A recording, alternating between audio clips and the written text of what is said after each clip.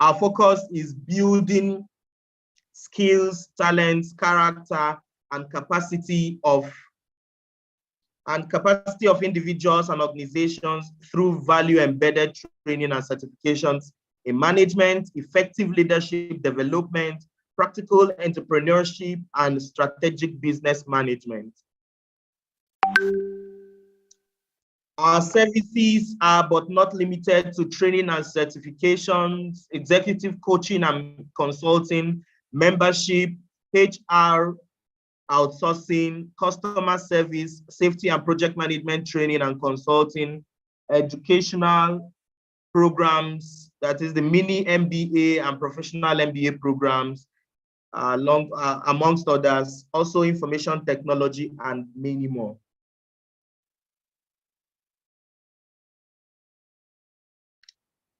Today's program, the Business Development for Management Consultants, has as its target audience 2 categories of people. For business consultants, the first category, and for business owners, intending business owners, and or those in the academia, training business owners and potential business owners. For business consultants, the program can be summarized as the ideas, initiatives, and activities that help make their roles of business consulting better. This includes advising on the best possible ways of increasing revenues, growth in terms of business expansion, increasing profitability by building strategic partnership, and making strategic business decisions. For the second category, therefore, it braces them up for a do-it-yourself approach in managing their business or learning how to manage their business respectively.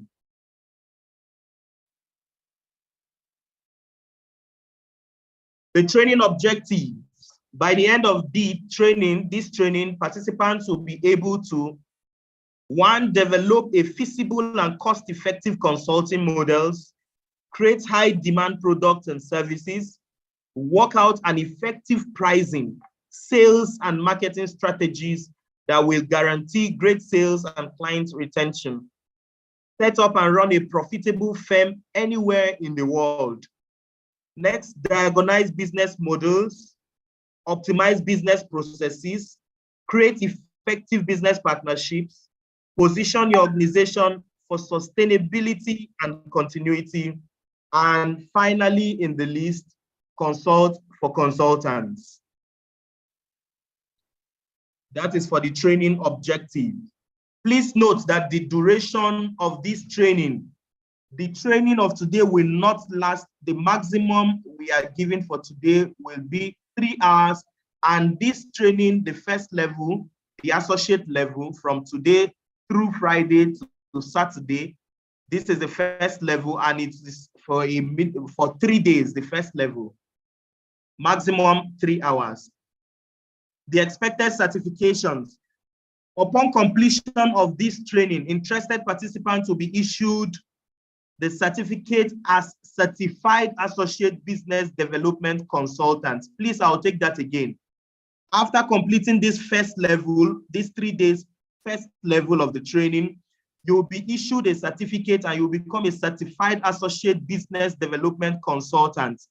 And the second level, which will be next week, Thursday, Friday, Saturday, having completed the next week program also, you'll be issued a certificate as a Certified Lead Business Development Consultant. The mode of certification. Please note that certificates will be issued to those who complete their payment. While the first level of this program, these 3 days, is free for all, whoever is proceeding and we advise to go for the certification will be making payment for that, and those are the people we issue certificates and other materials to. Please note also that for certification and to consider you a full participant for this program, 100% attendance for the program is we have said, conditio sine qua non for certification.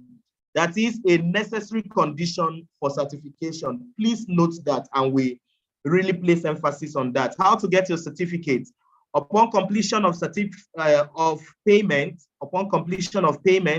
soft copy of the certificate will be sent to your email address, which you provide to us, while the hard copy will take a maximum of 28 working days for the processing and will be sent to your location afterwards.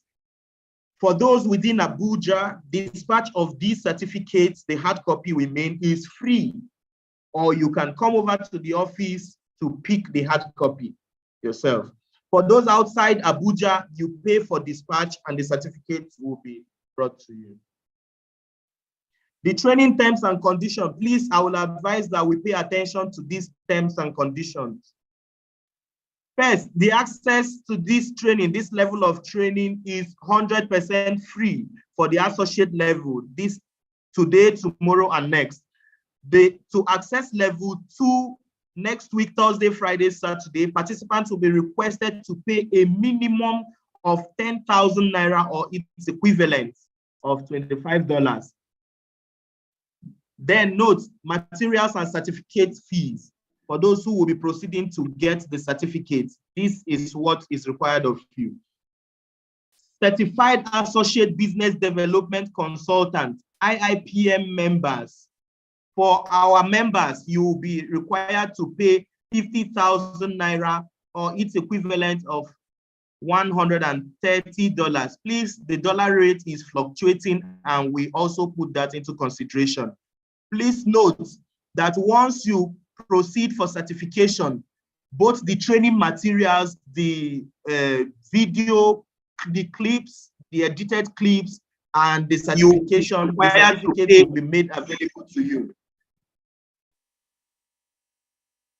Non-members of the institute will be paying for this first level, the associate level, 65,000 Naira or its equivalent of $165. Now, for those proceeding for the lead level, the next level, certified lead business development consultants, for the institute members, 75,000 Naira is required of you or its equivalent of $190. For non-members, 85,000 Naira or its equivalent of $215. Now note, training materials, templates, and certification will be made available to those who will proceed for certification.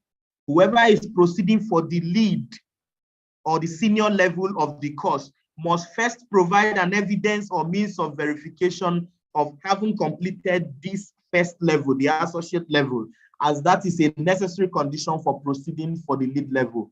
So we don't want to have people coming, joining us next week that they want to start up from the lead level. Please note, this level is as important as the next level because it's even a condition to going for the certification for the next level. Next slide here, we have, please be informed that more information will be shared as we proceed. You're welcome, and we encourage you to sit tight or lie tight or stand tight, however or whatever position you're taking, and give us your rapt attention, as today's section will be a very interesting one and a very enriching one as well. Without further ado, dear participants and potential professionals in this course, we introduce the resource person of the day, and he is no other than a familiar face or voice to so many of us, or some of us, the Executive Director of the Integrated Institute of Professional Management, Dr. Eburuche O.C. Banito. Somebody is asking Sunday Oxford, Paul, what is the evidence to show for attending the associate level? We will take attendance, that is first, and also your certificate that you'll be presenting in case for those that want to proceed to the lead level, you will tender the certificate of the associate level. Thank you very much, and I invite Dr. Banito to take the stage while we dive into the lecture of this morning. You're highly welcome, everybody. Thank you so much. Thank you so much,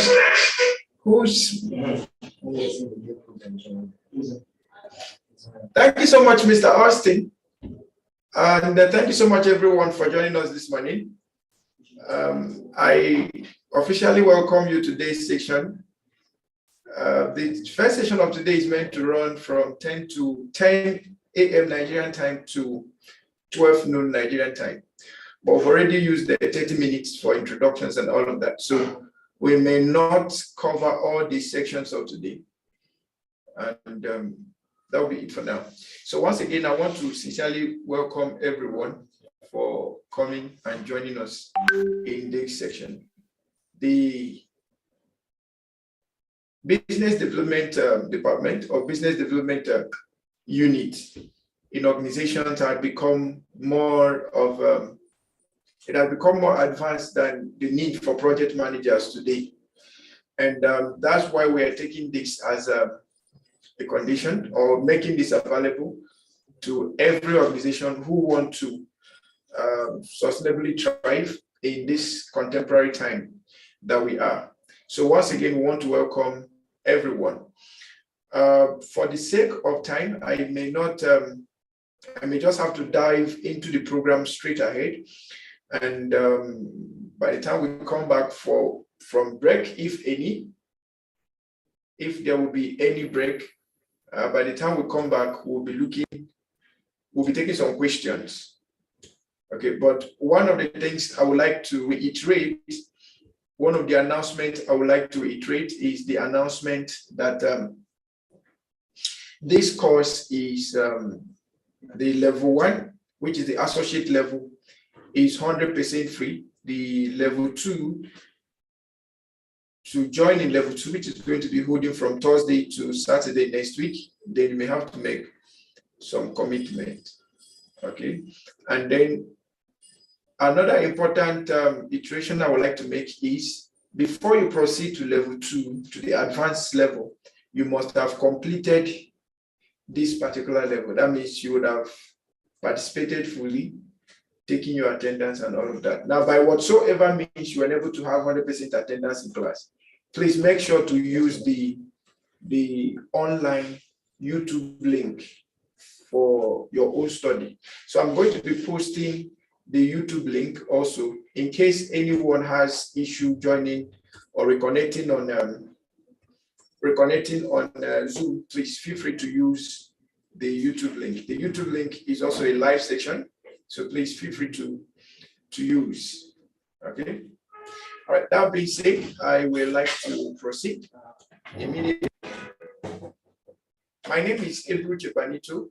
For those who are getting to know me for the first time, my name is Ebruche Banito, and I'm the Executive Director at the Integrated Institute of Professional Management. And I'm also a facilitator in the Institute's faculty. Okay, so most of our online programs, you will see me. Most of the physical classes, you might not see me. Okay, all right. So thank you so much. Every other information, maybe when you get this material, you can take the time. If you want to know more about myself, you can take the time to read through this. Or maybe when we come back again, another class section tomorrow, when we have the time, we can go through all of this. Now, for this program, I would like us to have a practical view of what the objectives are. So in case the objectives do not cover for what you care for, perhaps you can as well take a leave instead of just abiding. But my encouragement is that for anyone who has signed up for this program, you're going to be experiencing a 360 degrees turnaround in your performance by the time you're done with this program. Okay, so my advice is that you stick around. It's going to be some level of discipline required, but we stick around and just make sure we get through this to the end of it. Now, by the end of this course, you will be able to develop a feasible and cost-effective consulting models. Now, when we say develop feasible and cost-effective consulting models, it doesn't necessarily mean consulting only. So whether you are into consulting, product development, manufacturing, or what have you, by the end of this program, you would have gathered effective strategies that will help you create, develop feasible and cost-effective business models. It will help. And then to also create high-demand consulting or high-demand products and services. You'll be able to work out effective pricing, sales, and marketing strategies that will guarantee great sales and client retention, set up and run profitable businesses anywhere in the world. You will also be able to diagnose businesses and consult for consultants. There are other things we also would like to achieve, like business optimization, process automations. We'll also look at cases of setting up business structures and governance. So that will be in level 2. By the time we get to level 2, we'll look at some other advanced need for us in the business world. So for coming to this first level, one of the guarantees we give you is that the strategies that will be reviewed in this training will at least give you the opportunity to increase your sales or retention rate by 25% for existing firms and or start generating a 7-figure income for startup consultants or startup businesses within the next 90 days. Now, let me clarify on this. If you put to work everything you're going to be learning from here, if you're already existing company, you should be able to at least have an increase, measurable increase in your customer retention, in your sales rate, okay, within the 25% range. Now, if you are a startup company, within the next 3 months, if you put everything to work, you should be able to start generating measurable income. Okay, even if it's not 7-figure, you should be able to start generating measurable income that should be at least twice of what you were earning before. So note, if only you apply all of this, that's when you get this. Within the next 1 month also, we'll be providing you with free advisory. So if you want to learn, if you have concerns on applying anything that we've talked about here, then you can reach out to us. Now, in this course, we'll be looking at different sections. One of the sections we'll be looking at is the overview of business development consulting. Remember, we have the course as business development consulting. So it's a blend of consulting and business development. So we're going to have a general review of the consulting industry first, so that we understand our consulting aspects as business developers. That's one. And then we will now delve deep into looking at business consulting on its own. All right. Okay. Now, by the end of the first section, which is an overview of business development consulting, participants will be able to review the general consulting industry, discuss challenges in contemporary consulting, summarize the management consulting process, explain the steps in consulting needs, and ascertain individual consulting niche. So these are the things you will be learning by the end of this program, or by the end of this particular section.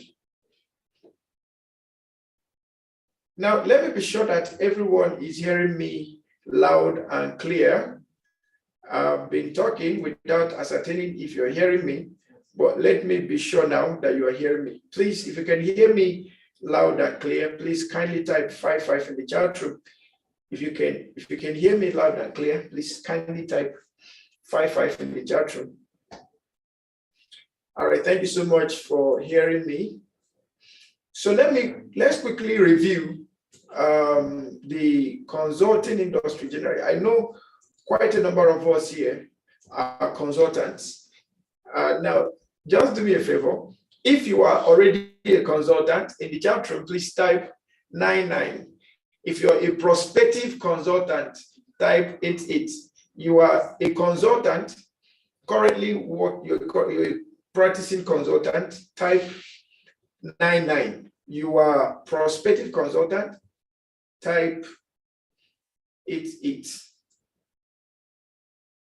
So I have consultants and prospective consultants.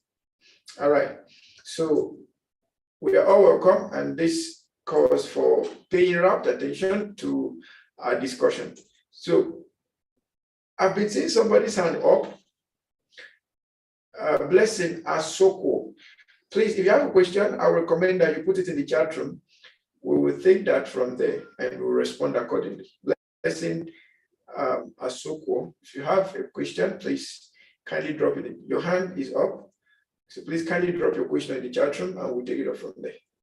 All right. Now, by the time we look at this chart on the screen, the chart on the screen provides us with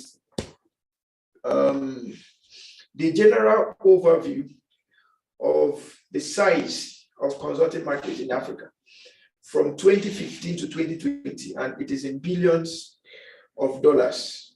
Okay, so let's look at this together. In 2018, what was the monetary value of the consulting industry in Africa? From the chart we have there, in 2018, what is the volume? The size, the market size, monetary in US dollars, what was the value in 2018? Let me see the answer in the chat room. Let me see the answer in the chat room.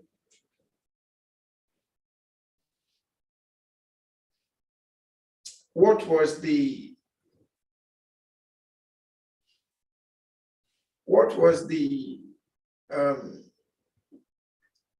value in dollars? I think all of us are seeing it. So what's the answer, please? In 2018, what was the monetary value of the consulting industry in Nigeria? Because this will help us decide if we really want to. Maybe we just want to get business development and use it in organizations, or someday, somehow, we'll go into full-time business development consulting. These statistics will help us. So someone says $2.49 billion, $2.49 billion. That's from Mr. Sunday Osford Paul. Thank you. Okay, it's like Sundays are taking the lead. So Sunday Owuru said 2.49 billion. Someone agreeing or disagreeing with them? The value in 2018. So Mr. Benjamin said 2.49 billion. It's like we're all agreeing. Mr. Ipalibo said $2.49 billion. So all of us, okay, so Isa said agreed. All right, so $2.49 billion. So let's do a simple arithmetic. What's the difference between 2015 and 2020? What's the difference between 2015 and 2020? What can we say is the difference between the volume, the industry value at 2015 versus the industry value at 2020? What can we say is the difference? The numerical difference, the mathematical difference. Can we get that answer?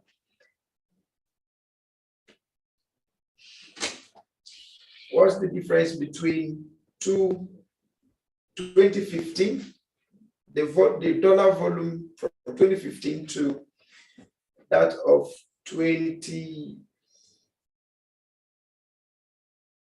Okay,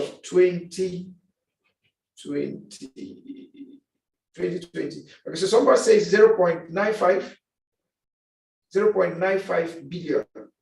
Okay, so that's $950 million. Okay, any other person?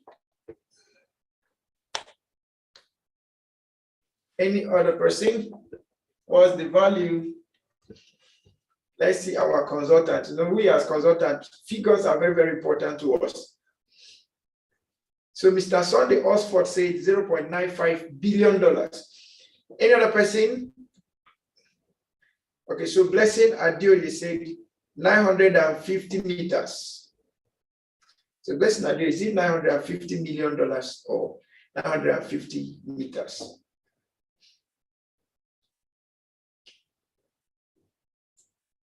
Where are the consultants? So come, let's look at this together.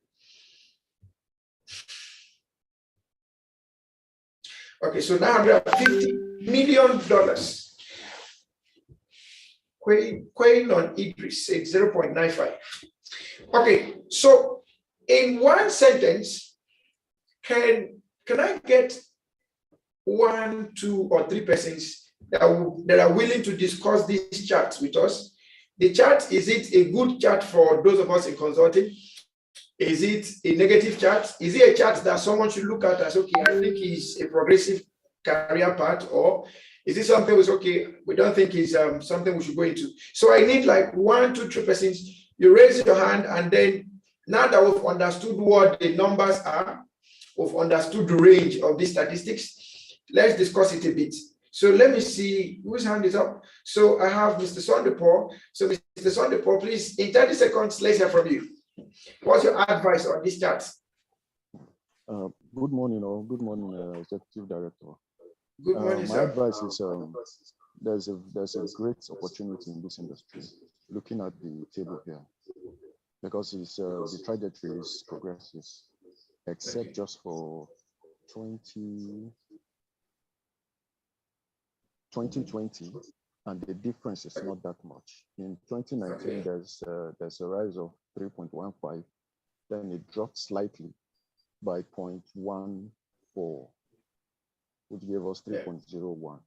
So the market is good. The future is bright for consultancy in Africa, going by the chart.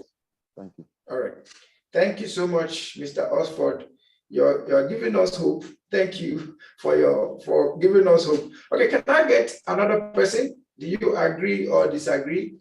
What's your thought on this chart? Is it something that is encouraging for incoming consultants or those who are already there? Because in consulting, every day people want to leave. They tell you the consulting industry is terrible, it's hard, it's this and that. So can I get one more person to agree or disagree or share his or her thoughts on this chart? Is it a progressive path? Is it something we should carefully pay attention to, or is it something we should just leave and focus on other things? Mr. Sunday said it is progressive and there is an opportunity for those of us in Nigeria, or those of us in Africa, or anywhere you could be joining us from. Can I get one more view? Okay, so I have Tamuno, just Tamuno. Okay, so Tamuno, please, to avoid murdering your name, kindly unmute and let's hear from you in 30 seconds.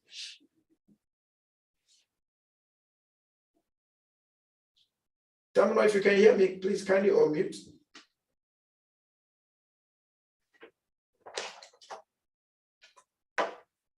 Okay, Tamuno, I am not, you're unable to unmute.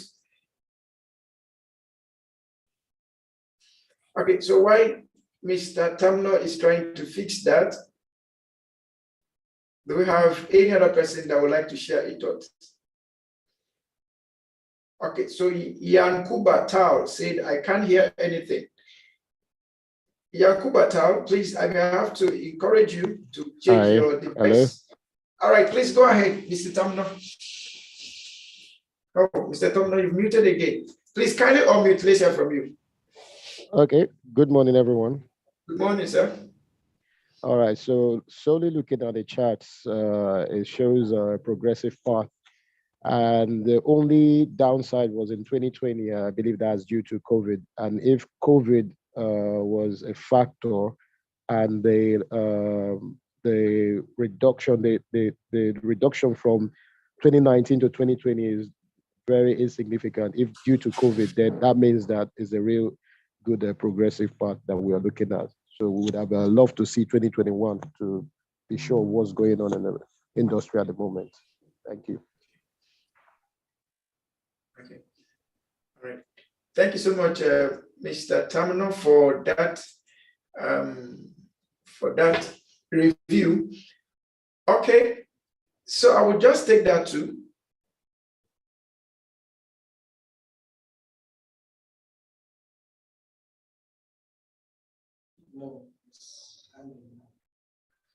Okay, please kindly confirm that you can hear me. If you can hear me loud and clear, please kindly type 1 in the chat room. The network was a little poor. So please, if you can hear me, kindly type 1 in the chat room. You can hear me loud and clear. Please kindly type 1 in the chat room.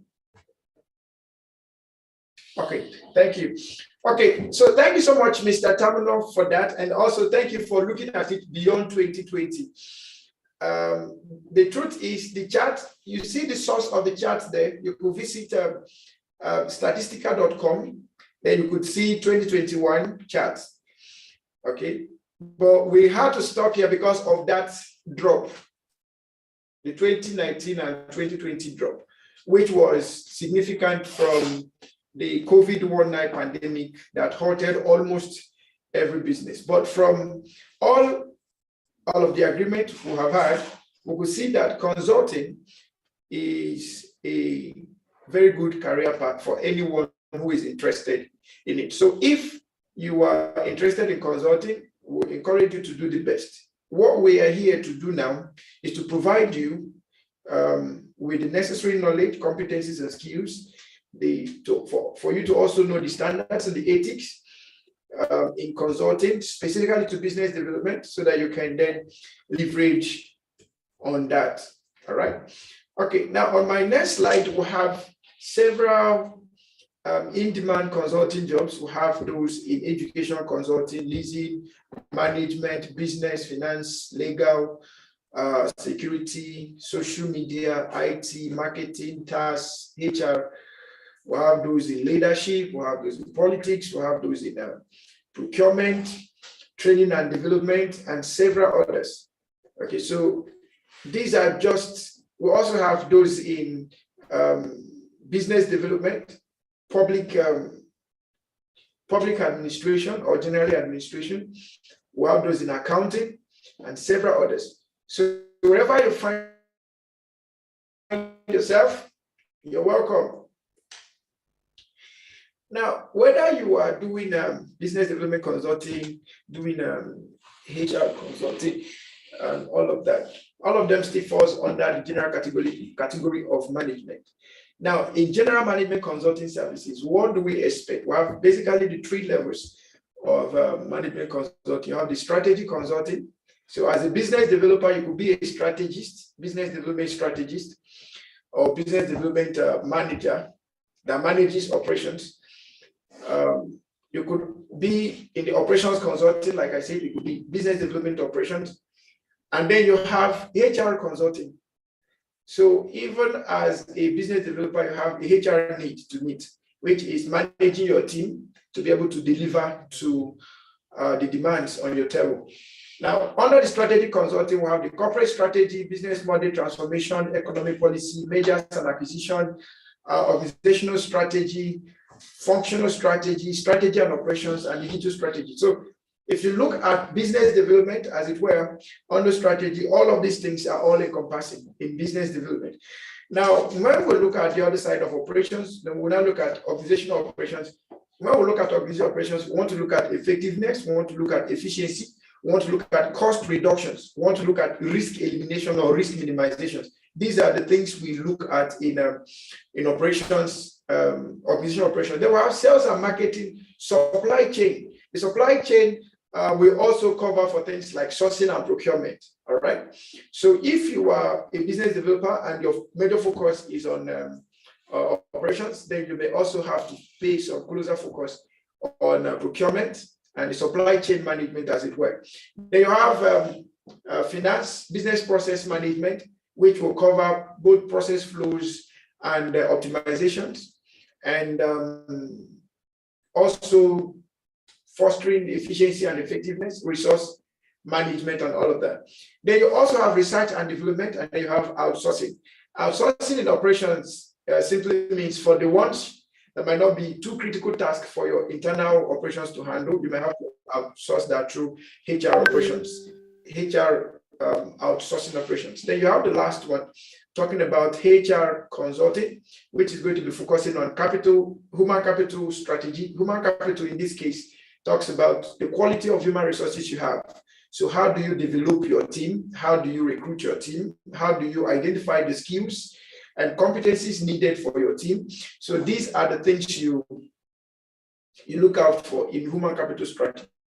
Then you now look at compensation and benefits. People work for benefit. Okay, people work for benefit. So their salaries, their remunerations, their rewards, their incentives. How do you work those things out? Remember, the whole essence of all of these measures is just to make sure that business goals, organizational goals are achieved, right? So compensation and benefits should be in tandem with roles and responsibilities designed to achieve specific business objectives or specific business goals, which are in certain percentage playing their own contribution to the general organizational development and organizational growth. All right, and they also have their own role to play towards sustainability and service excellence and product benefits. Right. They also have organizational change as part of HR consulting. Part of the things we look at in business development is driving innovations, and part of driving innovations has to be done through getting the people to adapt to change. So, as a consultant, you have to look at that critically. Organizational changes. It might mean reviewing your structure. It might mean reviewing the organizational design. It might mean reviewing policies and procedures. It might mean reviewing recruitment standards and all of that. So these are some of the things you see in organizational change.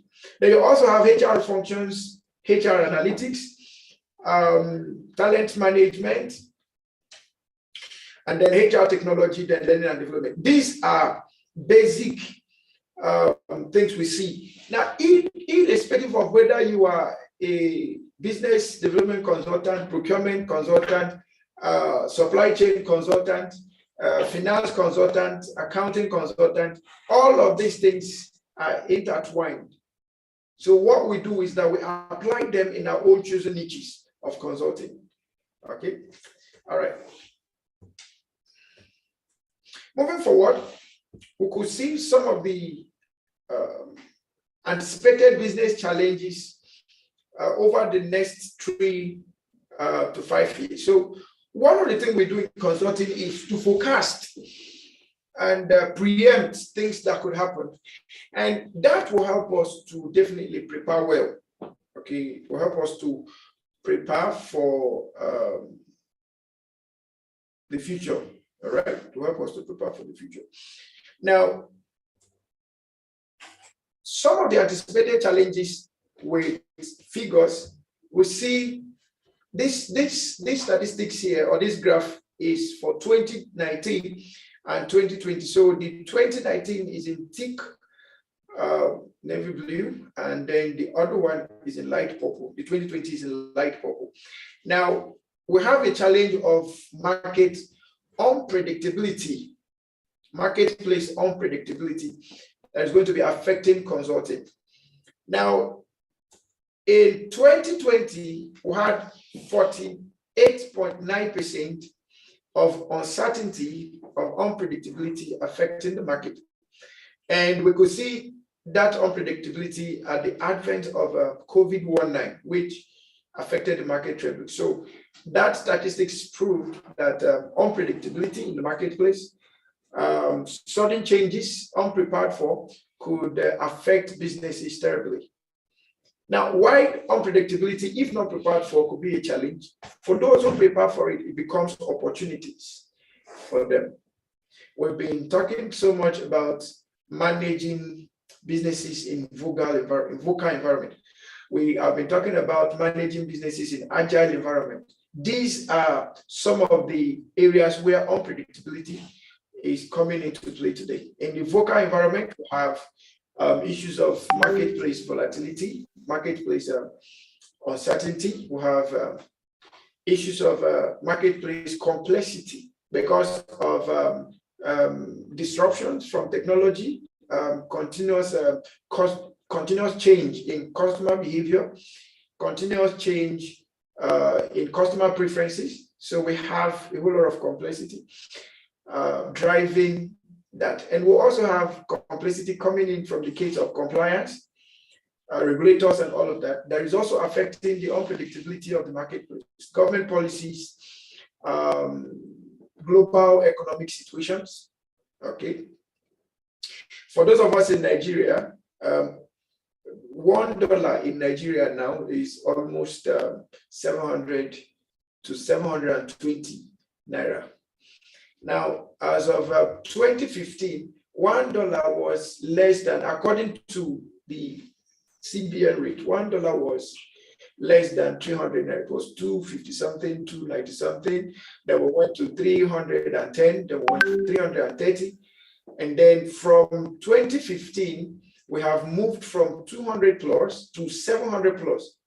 And this unpredictable scenario is some sort of economic activities within and without the country.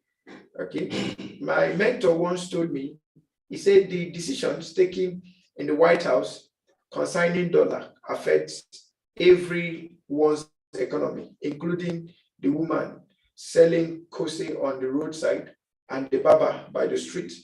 So these unpredictabilities have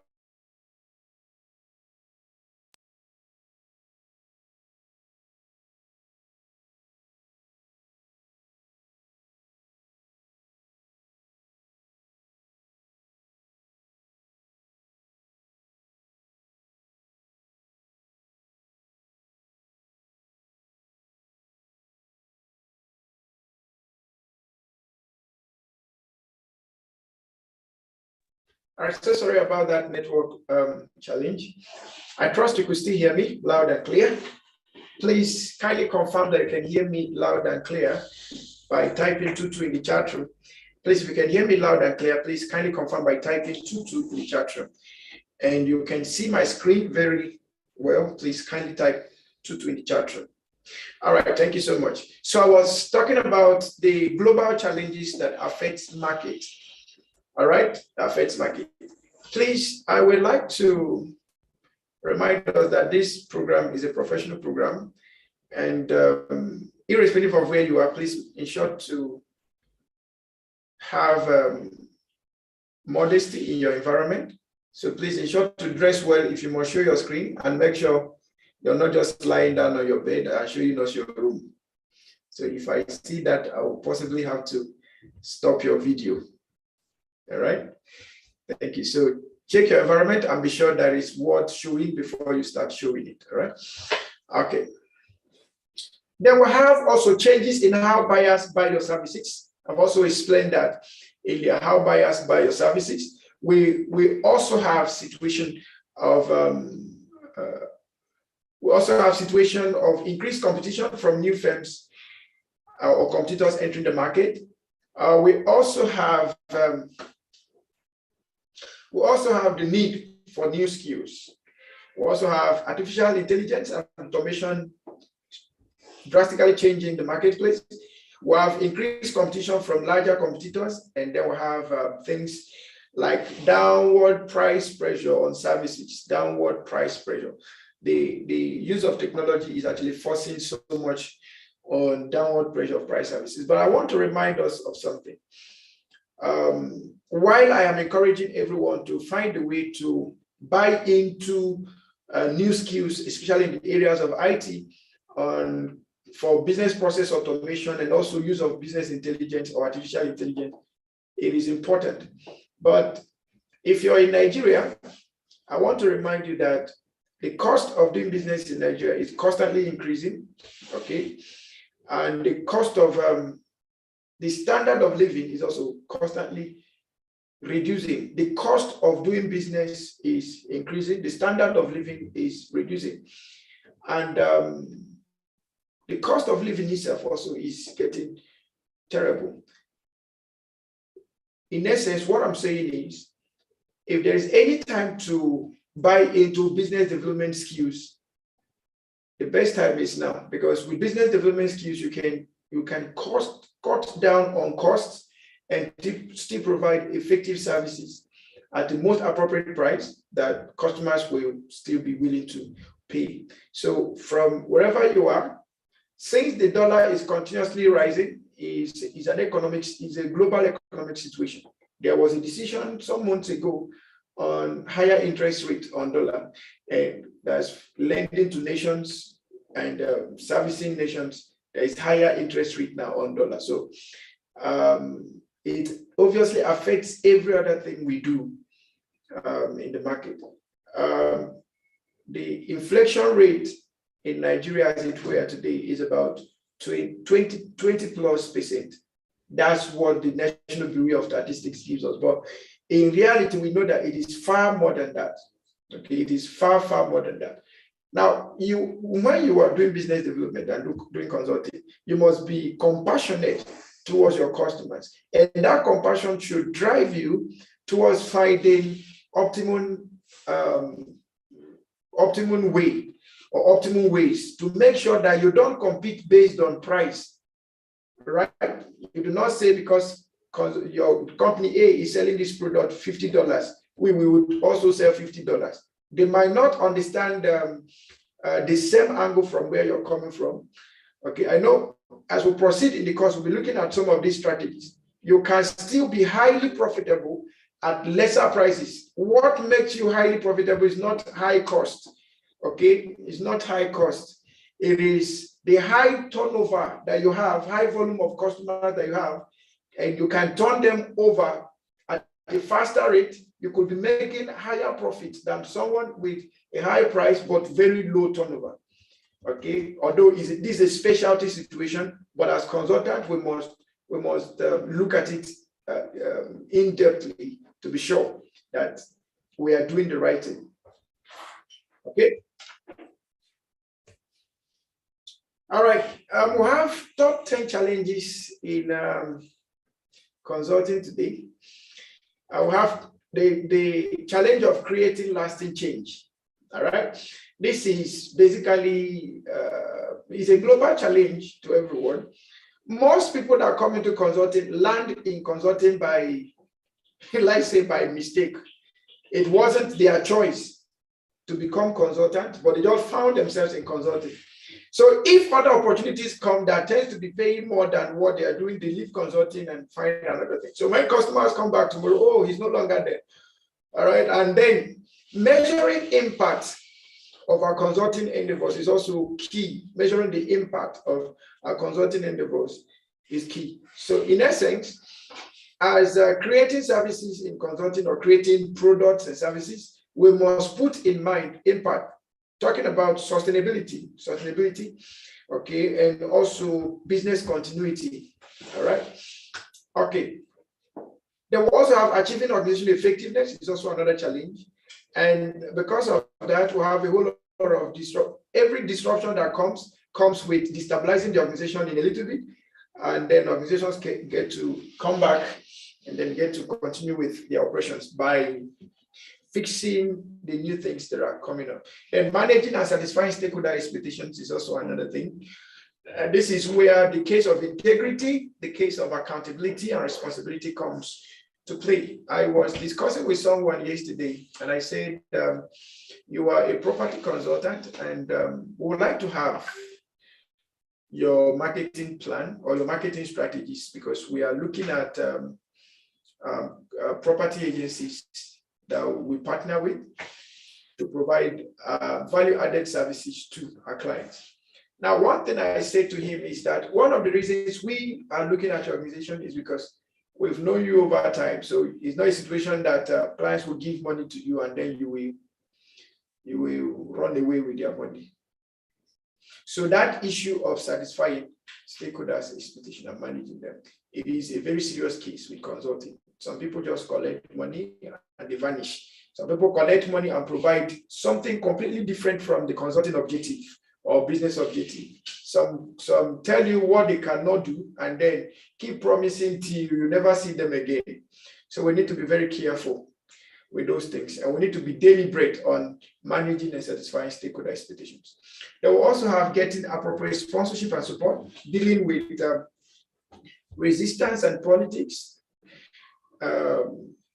I spoke about the effect of compliance and corporate governance in business. Okay, they are part of the unpredictabilities we see. All right, so we must also develop structures that are dynamic and flexible enough. In fact, what I always recommend is that we build open structures that can allow other things to fit in easily.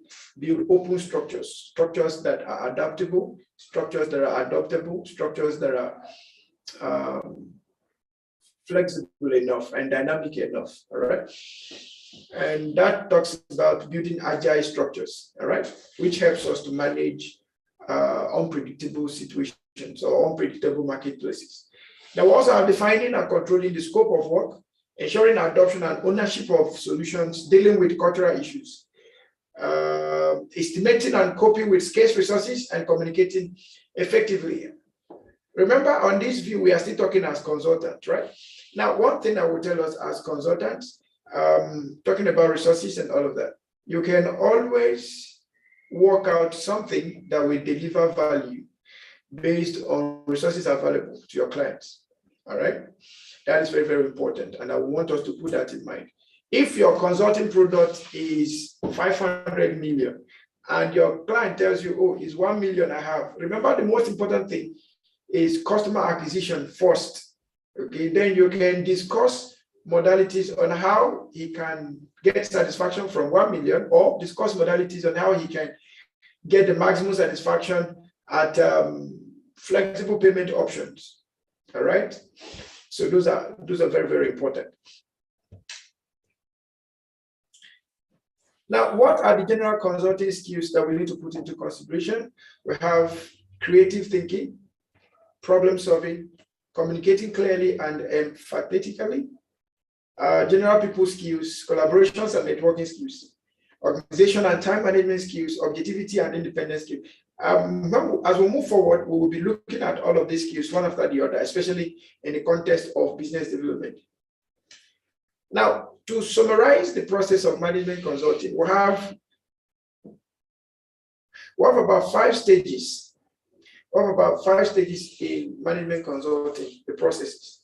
So you have the entry phase, you have the diagnosis phase, you have the action planning, you have the implementation, you have the termination of the project or termination of the consulting engagement. Now, by the entry phase, you have the sub phases there, which the first thing is to have the first time contact with your client. That's talking about marketing and ensuring that you secure clients, and then having to meet them one-on-one, discussing business opportunities and proposing to them, right? Then you have, from there, you go to preliminary diagnosis of the problem. So where you have created relationship with first-time relationship, business relationship with the client, and the next thing is to start talking about the problem that you are going to be providing solution to. So have a preliminary diagnosis of the problem, have an overview of the problem. That will help you to now go and plan on developing the solution that you need for that particular problem being identified. So you from diagnosis, you go to planning for the assignment. So that's where you go to do your, if you need to do market research, if you need to do feasibility study, customer survey, and all of that. You do all of that and then put your works in writing. Have a plan that tells the problem, that tells the solution, that tells the methodology to achieving the solution, and that tells the benefit that the customer will have, if possible, the duration at which the customer will have these benefits, right?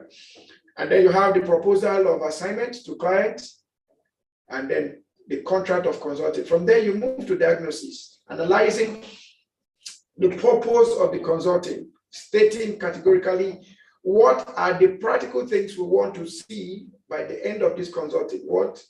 What is the end product of this whole engagement? Then you further discuss the analysis of the problem. By discussing the analysis of the problem, it will help you find out if truly the problem, if truly the purpose is in tandem with the solution to solve the problem. Okay, then from there you go to finding facts, or what we now call research. Okay, you go to research, do your feasibility study, do your customer survey, do your market survey, do your product survey, do your solution survey, alternative solutions also survey. And then from there, you have the analysis of facts. The analysis of fact will come with recommendations on which of the all of the facts you've gathered, which of the solutions will be the most preferable to the problem on ground. All right. That will be analysis of facts to find out the best choice of solution for the problem on ground. And then you have a feedback. And the feedback will have to deal with recommending a particular solution and also getting to hear from the client what his or her view is towards that particular solution. Are there impacts, negative impacts of that solution? When we do analysis of fact, we also do impact analysis. What we want to have is the one that have the solution with the highest positive impact at the least cost. Okay, highest positive impact at the least cost. The one with the lowest risk level and highest possibility for profitability, efficiency, effectiveness, performance, and the likes. Then from the feedback, you go to action planning. So you have your, by analysis of facts, and then having a feedback on agreeing on the best solution, then you move on to developing the solution, and then evaluating the alternatives to be sure that the solution you're giving is the best. And then you have proposals on the solution, and then you have planning to implement the solution. By the time you go to implementation, your work will be to assist in implementation. Remember, you have developed the solution, you've handed over to the client. So your own is to assist. If it requires you training the client on how to use the solution, you go ahead. If it means mentoring the client on how to use the solution, you go ahead. If it means supervising the client on how to use the solution, you go ahead. Okay. And then you have proposal adjustment where need be, and then training. Like I said, if you need to provide training for the client to be able to use the solution, please, you do the needful. Then from there, you go to termination. Termination is in the 3 phases of you evaluating the final report. The final report will be in tandem of the purpose that was generated. If the purpose had been achieved, then we can say, yes, this consulting was successful. If the objective was not achieved, we have what we call adjustment. We can adjust the systems, the processes, the methodologies that were used to review back. And that will also be sure that the problem that was first identified is still visible, is still something that is still a need that must be achieved, all right? Then you go to commitment settlement. So how do you do your contract settlement? Do you need to sign off papers and sign off checks and make sure everyone has gotten the full settlement of their commitment, okay? And then you follow up. You have a follow-up plan and also know when to withdraw. Okay, you have a follow-up plan. Okay, don't just consult and run away. Remember, when you finish your consulting experience, remember your consulting experience will always lead you to relationship management. Consulting experience or consulting engagement will always lead you to relationship management. Okay, consulting engagement will always lead you to relationship management. So it's important that you have your follow-up plans and make sure that you do the needful. All right. Okay. Now, while consulting processes remain the same, the consulting landscape, tools and skills keep changing, and we must update our skills and knowledge base to remain relevant as consultants. Now let's take a 2-minute break. And when we come back, we will be going to the next section. But while you are there going on a break, please, if this is your first time of joining us, please, we will recommend you do this exercise. I'm sending a link on the classroom. That's our YouTube link. Please kindly go there, subscribe to the YouTube, so that all of these lectures, you can always have them at your own disposal. So do that. When you go there, you click on subscribe, and then you come back here and click done. Okay, you come back and click done. So we have 2 minutes, and then we'll be back. Thank you so much.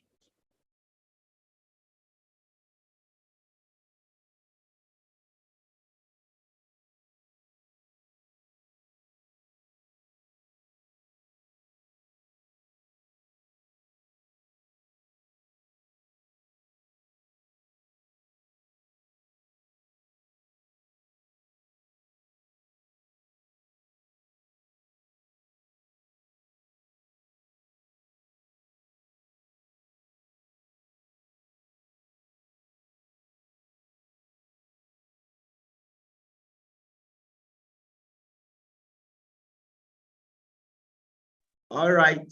Thank you very much, Dr. Banito, for this first session of the course.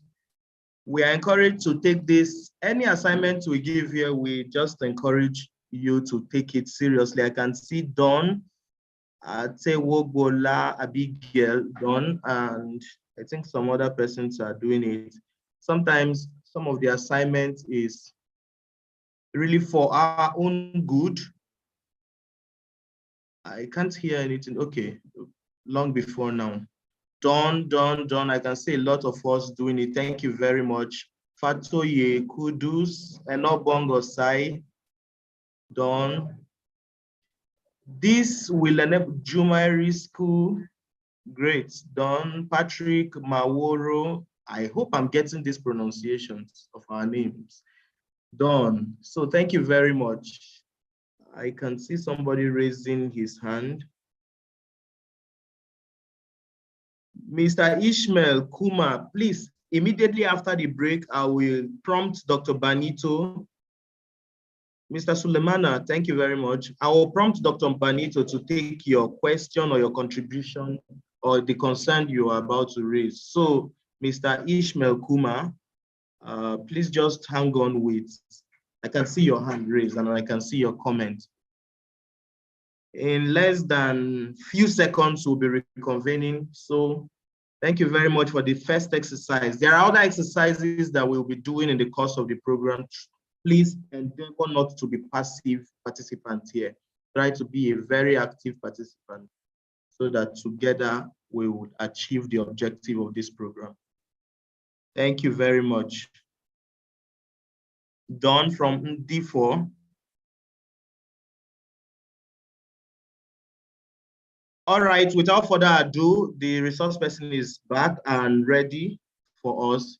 And we are also back from the assignment we've gone for. So Dr. Banito, please, we have Mr. Kuma. His hands has been up and he has just sent a message on the chat room that he wants to say something. Thank you very much. All right, welcome back. Thank you so much for taking a break and thank you for hanging on. Mr. Ishmael, please feel free. Let me hear from you, sir. It's been a while.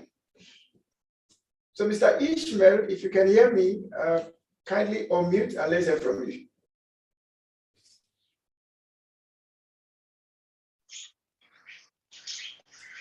Hello, can you hear me? Yes, we can hear you loud and clear, sir. All right, thank you, Banito. Banito, how are you? I'm wonderful, sir. You're welcome. How is Ghana today?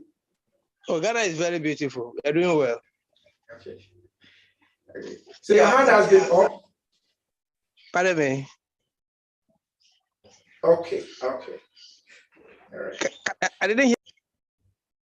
Okay, so let's quickly move on. Now, let's quickly look at consulting needs assessment. Now, please, I would like us to get something very clear, whether it is consulting or product development or service development, there is always need for needs assessment. So what is consulting needs assessment? Consulting needs assessment or needs assessment is simply trying to be sure that the need that was proposed actually exists. You're trying to justify that a need exists. That's assessment. Now, why justifying that a need exists? There are criteria that you may wish to check that those needs exist. Number one, for those of us that are in the business environment, that a need exists, one of the things you should check out for is that need, is it a growing need or is it a narrow need? Is it a growing need? Is it a need that will keep growing over time, that will provide more opportunities for you? That's one. Is it a growing need? The market, is it a growing market? All right, these are some of the concerns you may wish to check out while you are doing your consulting needs assessment or your needs assessment generally. The solution you are bringing, the need that you are solving, is it a growing need? All right. For instance, digitization has become a growing need in the business sector today. So In fact, yesterday while I was coming out, I was listening to network news, and the Minister of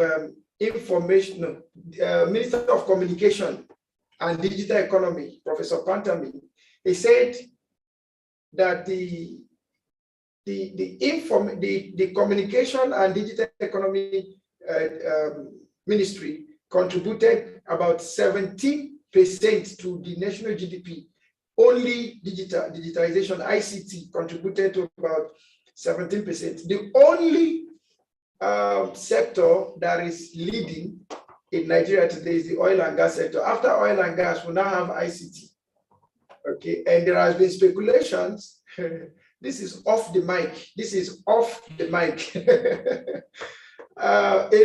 In last year's conference of the 48th Nigeria conference that was organized by the Ministry of Communication and Digital Economy, the president was there, and I was also privileged to be in that conference. The Minister of Communication and Digital Economy was there. He said that if not that the president is in charge of the petroleum side, the oil and gas, that he would have categorically said that ICT is stopping the list in GDP contribution to growth and development of the nation. So it is Pantami that said it last year in the 48th Nigeria conference. So it's not me.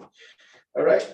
So we need to find out, is it a growing market? Is it a growing need? The next thing you want to find out is that need. What is the impact by solving the need? What is the impact? Is it a sustainable impact need?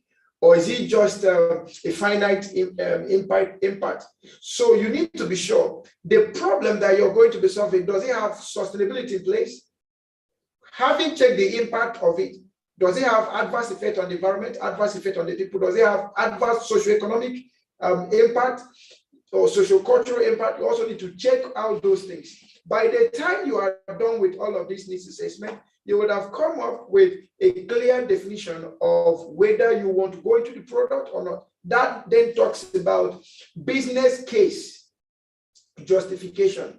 Business case justification. That a need exists. Please note, this is very important. That a need exists does not mean that the business will be viable going into it. I'll repeat this again. That a need exists business case justification does not equate to business viability. I will need you to put that down. Business case justification, business need justification does not automatically equate to business viability. There are other things that will lead to viability, and that also a business case is justified does not mean automatically that the business will be profitable. Business case justification does not automatically mean business viability, and it does not automatically mean business profitability. So we need to understand that. Now, in business needs assessment, all we want to do is find out the pains of these customers. Are customers willing to pay you to bear that pain for them, to handle that pain for them? If they are willing to take that need or transfer that need to you, and you provide a solution, then check the growing need, check the growing market need, or the growing essence of the market, check the impact, check the sustainability, check the prospects of business continuity, check everything checkable. Okay, check the environment too, to ascertain that business will it survive in the environment. That's now coming to talk about viability. All right. Okay. So before you talk about any need, the question is what is peculiar about the need? If anybody else can do it, then you don't need to be a consultant, or you don't need to venture into it, except you're bringing in some level of creativity and innovation to make it different. That's talking from the business development aspect now. Okay, if the need already has a solution, you don't want to replicate that solution. You just want to get better in providing the solution. Is it that providing the solution as a product, or providing better service experience by using the product? All right. Now we have the different phases of needs assessment. You have the pre-assessment in phase one, you have the assessment itself, and then you have the post-assessment. The pre-assessment also referred to as the exploration, has to do with establishing what is the purpose of the needs assessment. Why do you want to do the needs assessment? All right. What do you want to justify? What do you want to establish? Okay. For instance, you develop a business product and then you have not launched it, but you took it to an investor, and the investor is asking you, why should I invest in this business? Okay. What is the purpose of this whole product? Apart from selling it and then maybe getting customers getting instant benefit, what are the other sustainable impact factors in this product or in this business? So we need to establish crucial purposes. In essence, you have the primary purpose, you have the secondary purpose, and you have the tertiary purpose. Always have your purpose in those quadrants. What is the primary purpose? The most basic purpose. And then the next one is to create a management plan for the needs assessment. How do you manage the assessment process? And then you look at the major areas of need, the major need areas, okay? The primary areas that need to be addressed in the needs assessment. Is there any existing information on the needs assessment? They also have to determine needs assessment methods that you will use. Are you going to use a feasibility method? Are you going to use a focus group method? Are you going to use survey method? Are you going to use observations? Are you going to use questioning? Are you going to use research? You must define the methods that you will use in your needs assessment, because before you could say a market is a growing market, you must have a good mix of figures, data to prove that. Okay, you must have a good mix of figures to prove that. Now, the next one is the data gathering. Okay, so in the data gathering, you have gather data on the needs, change methods or strategies if original plan is not working. And then on the data analysis, prioritize the needs and summarize your findings. Now, I want to say something very, very prompt here. Please, if you want to be a business developer, then you must pay attention to building on these core areas. You must build on project management. You must build on data science or data analytics. You must build on business intelligence. You must build on emotional intelligence. You must couple your business development knowledge with all of this. You must build on project management, build your capacity in project management, build your capacity in data analysis, data analytics or data science, right? Build your competency in business intelligence, in artificial intelligence, build your competency in emotional intelligence, these areas. And please, when I say emotional intelligence, the emotional intelligence will cover also the social intelligence, right? Social intelligence. These areas will easily help you in gathering data, in analyzing data, and being able to strategically take decisions on forecasting. Now, having mentioned forecasting, let me also say this. Part of our deal, part of our assignment as a business development consultant is forecasting. And you cannot forecast without figures. You must forecast based on thorough analysis of data, thorough analysis of data. Even if you want to use someone to analyze your data for you, maybe you went and fetched external data and you want someone to analyze data for you, you must at least know how to read the meaning of the data that has been analyzed. That a data is analyzed does not mean the data has been interpreted. I will repeat this again, that a data is analyzed does not mean that the data is interpreted. Someone analyzing the data might not even understand the interpretation of the data he has analyzed. You only gave him figures and told him that you want to have this and this analyzed, and this is what you want to find out, and he goes on and does the analysis. But by practical application, he might not understand the difference, okay, in the interpretation. So in the data gathering phase, we must pay attention to having good means of competencies in the area of data science or data analytics, business intelligence, artificial intelligence, and all of that. And let me talk about artificial intelligence in a little while. Artificial intelligence is built virtually in every aspect of business today, every aspect of the business, all right? From visiting your WhatsApp page, to visiting your business website, to visiting your social media pages, and all of that. So when you visit some websites today, you have robots, chatbots that take your information and then sync that to the customer relations management platform of the organization, which follows you up with emails upon emails. And then you'll be wondering, I just started this people, and all of a sudden they are sending me emails upon emails. Those are part of business process automations, okay, marketing automation. Another aspect of artificial intelligence we see today is all of the devices we have, let me not say all, but most of the smartphones we have what we call Google Assistant. Google Assistant is an artificial intelligence tool in our smartphones. Sometimes you keep saying things like, oh, I want to buy a Samsung Galaxy Tab, I want to buy iPhone 12 Pro Max and all of that. And all of a sudden, when you open your device, you start seeing suggested adverts on those things. Why? Because there was a robot in your system, in your phone, that has fetched that information and is now feeding it to Google itself. And Google is using that to now market to you so that they will make more profit with your own device. Do you get what I'm trying to say? And this also, I'm going to say, for those of us that are working in organizations, business intelligence, artificial intelligence had highly been introduced in very significant areas that to us as employees we think they are not significant.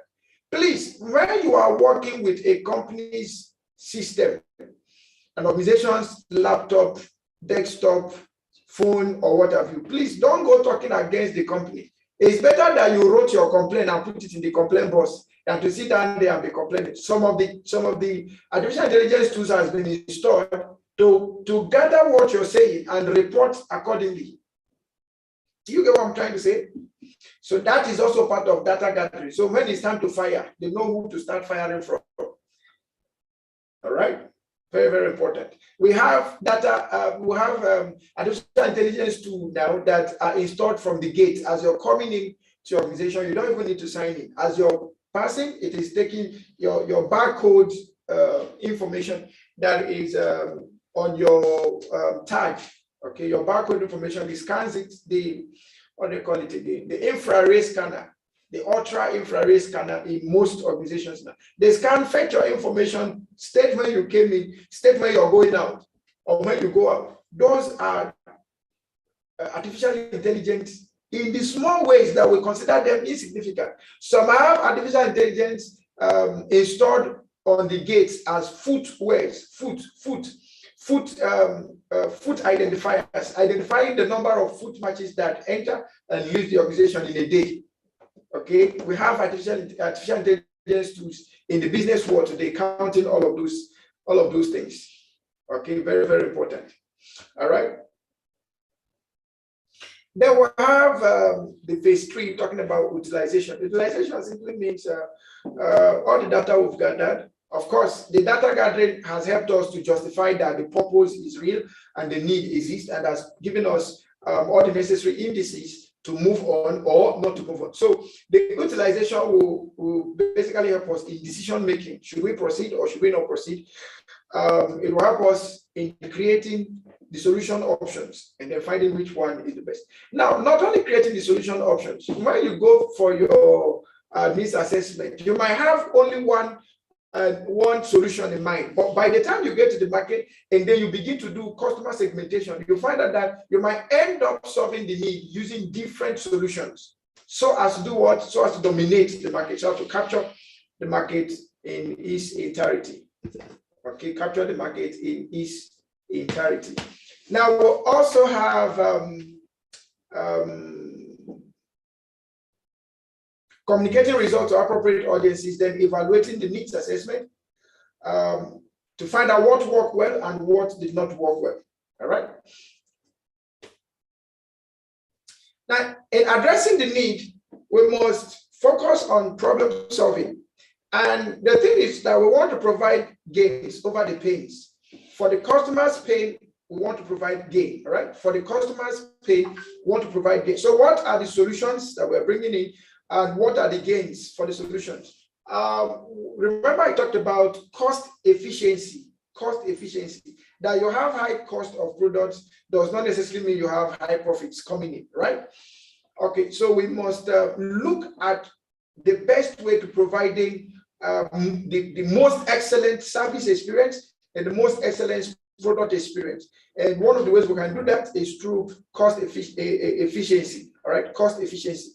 And by drastically working on cost reduction, you might have ended up acquiring customers in no small measure, and that you might even at the end of the day graduate them from low patronage customers to moderate patronage customers to high patronage customers. All right, so this is very, very important. All right, please permit me, let me take a sip of water.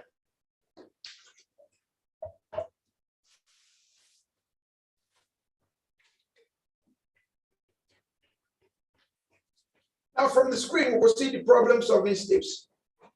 We have number one, define the problem. Number two, determine the root causes of the problem. This is very, very important. Determining the root causes simply means that you are impact-driven, not just profit-driven. By determining the root causes of problem, you will be much more focused on sustainability and continuity, impact-driven sort of business rather than profit-driven sort of business, right? And then you go to developing alternative solutions, select the best solution, implement the solution, and evaluate the outcome. Now, before I proceed, I would like to know if there is any comment, if there is any question so far. I have my time is almost rounding up. So let me know. I will take one question or two. And then we'll quickly discuss how to identify your client's need, your customer's need before we proceed. Any question, any comment? If you have a question, please let me know. If I should proceed, please kindly type 22 in the chat room. Okay, so I have a question. Please, for your question, you just have 15 seconds for your question so that we can move on. All right, please, Mr. Ridwan, in 15 seconds, can we have your question? Hello, morning, sir. Good morning, sir. In data gathering, what aspects of data gathering, how can we gather the data? Can you give us an insight briefly in data gathering, please? Okay, thank you so much. I actually gave some typical examples of data gathering. I gave an instance of the Google Assistant you have in your phone. It gathers multiple data from you to gather those are on artificial intelligence. It gathers multiple data from you to Google every day. If you think I'm joking, just go to your phone, and then every day just be saying you need you're looking for where to buy shawarma. Can I get where I can barb my hair? In no distant time, when you open your Google or when you open your phone and your data is up, Google will tell you, start showing you adverts, closest restaurants to you to buy shawarma, where you can barb your hair around you. Those are artificial intelligence mode of gathering data. So you have the chatbot, or you have the Google Assistant that helps Google in gathering data, and that helps them in marketing, targeted marketing. Now, another thing I spoke about also is digitally, another way you can gather data from our website. If you go to IPM website, you will see one chatbot that will tell you welcome to IPM, and then start asking you some funny questions. And then before you chat with us, it will request that you put your name, your phone number, your email address. Those information are collated as part of our marketing information. Now, whatever thing we discuss with you, they will determine the kind of information we pass across to you subsequently. And automatically, when you come through the register through our website, you start receiving emails. We don't need to do that every now and then. Some of those emails have already been automated, but we need those tools, the chatbot, the web page registration links. We need them to be able to gather data. Another way of also gathering data could be manually, using focus groups, going for market survey, asking questions, using questionnaires, using surveys, or using external sources like agencies that monitor data inflow, and then you can go to them. Like in Nigeria, we have Nigerian Bureau of Statistics. You can go to them to find out what's happening about consumption of Gari in Nigeria. They will tell you the statistics of people consuming Gari in Nigeria. They will tell you the statistics of people who own houses and those who don't own houses in Nigeria. They will tell you the statistics of number of people who own phones, the kind of phones they own, and all of that. They will tell you the number of the phones that are considered high pay and middle pay and low pay and all of that. And they will tell you everything you need to know that statistical wise, although some of those data as part of research, you may need to pay. They are sourcing for external data, you may need to pay. All right. That not pay to me, you pay to those agencies. All right. Okay. Okay. Do I have any other question or concern on what we've done so far before we start summarizing? Any other question or concern? Any other question or concern? Okay, so someone's hand is up. Mr. Sunday, please kindly omit and let's hear from you. In 15 seconds, let's get your question. Good morning once again. Good day, sir. In the course of your lecture, you talked about relationship building as a consultant and follow-up. Now, I have a client that I've been working with for the past 2 to 3 years now. Having worked with them, I've diagnosed the organization and discovered some problems, right? Prepared a management report and submitted. And for 1 or 2 reasons, I was not in contact with them for like a year plus. And I went back, I discovered all the recommendations I've given, none has been implemented. Now you are following up and you are giving them recommendation, trying to help them, but they are not putting effort, to put in the changes. How do you deal with this kind of situation? Okay, just help me keep your mic open. You said you submitted management report and you about a year later, you went back. Yes. And so there was a very long gap. 12 months is too wide. In communication is the foundation to relationship building. And in communication, will tell you that there is nothing like excessive communication. And these are part of the things we'll be dealing with in business process automation. You may not have all the time to reach out always, but you can have an automated system that can help you with those recommendations, and they will even give you feedback. They will be the ones giving you feedback, and then you can easily follow through. 1 year is too long a gap. It's too long a gap. So the best thing I will recommend that you do is to intensify plans or re-strategize on follow-up mechanism. Your follow-up, in fact, as it were, is recommended that every 2 weeks, you should be able to have a contact with your client, at least every 2 weeks. Every 2 weeks. That's if you want to be modest. Every 2 weeks. Is either a mail, a call, a text, something to communicate with them. If you have a website, then you can also use some artificial intelligence to do what we call push notifications. So if they visited your website before, occasionally they will receive push notification about your company and what you do. That keeps it refreshing. Okay, even if you automate and they did not implement, in that case, it's not your fault. Then we now need to go and find out the root cause of the problem. The problem is no longer about recommendation. The problem is that there is something beyond the communication, and we need to find out what it is. Does that make sense, sir? Yeah, it does. Thank you. Thank you.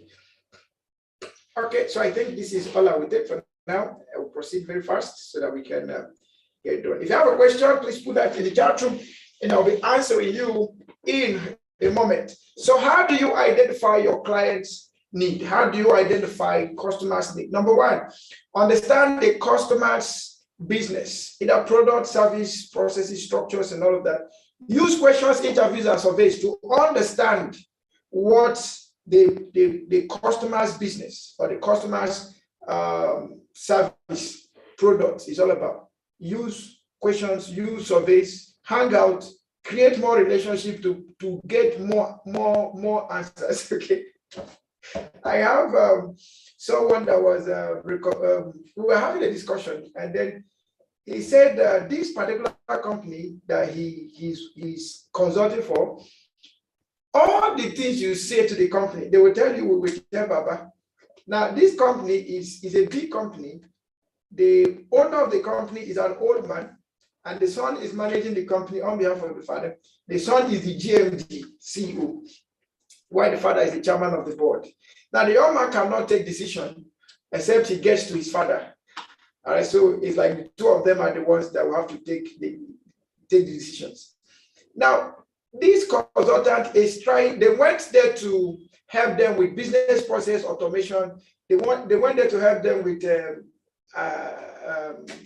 social media marketing, popularizing with business reputation and all of that, enhancing their marketing and all of that. But is there any time they would develop a plan and strategy and go to the GMD, the GMD will say, we'll get to Baba. It's like 6 months now. All of the recommendations, no one is working. Say now he had to find another need. He found out that the areas that they actually call them in, they are not ready to change. Now he had to find another need within the company. And that's the one they are even paying more. Now, anything he tells them to do in that area, they just quickly do it because they feel that's the area they need something. All right. So we must learn to understand our client businesses to be able to consult effectively. All right. And in a case you want a client called you for a need, and then you got there and find out that that need is not really a need, you can look around for other pressing needs and make your recommendations. And perhaps that's the area you might be worth more. Then understand the business environment. Understand the business environment that your client is operating. Also understand your own business environment. Understand the details. Understand the trends of the business. Understand the predictions and the data that flow within the environment. Understand the players within the environment. Understand the forces that determine decisions in the business environment. That will help you. The next one is understanding the client's customers. Some of us do business-to-business consulting. So we consult for businesses that consult for other businesses. So one of the things we have to do is understand this person you're consulting for, who is his client? Who is her client? This organization, who are their clients?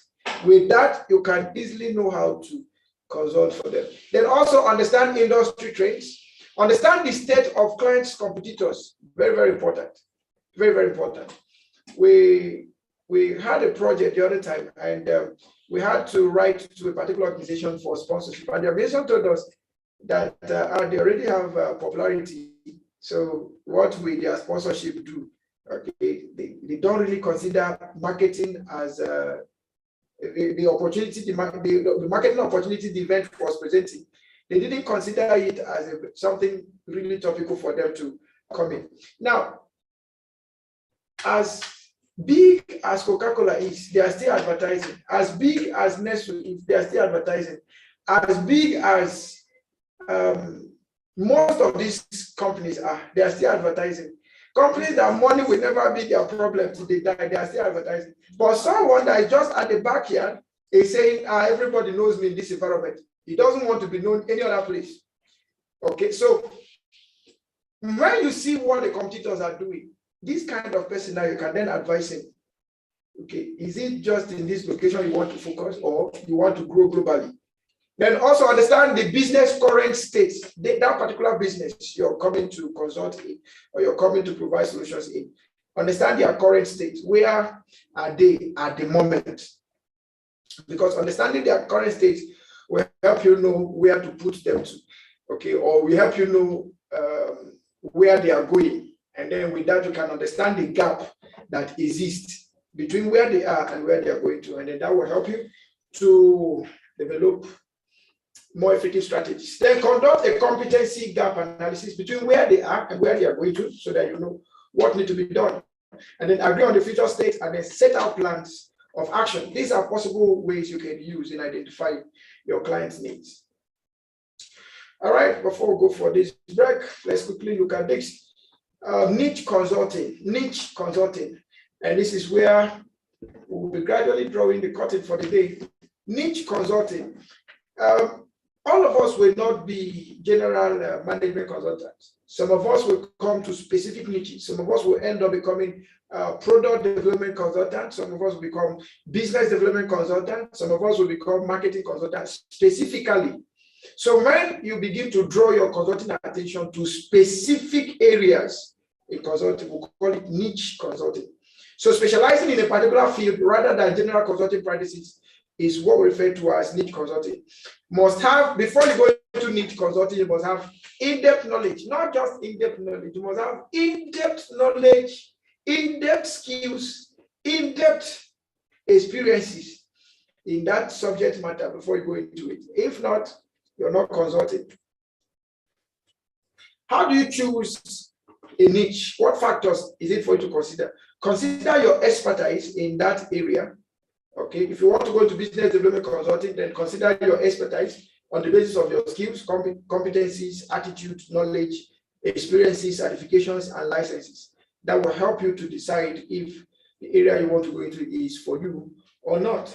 And also consider the competition. Is it a stiff competition? Is it a hyper competition? That will help you know if that's the area to go or not. Then look at the change rates and the product life cycle. How sustainable is the area you want to go into?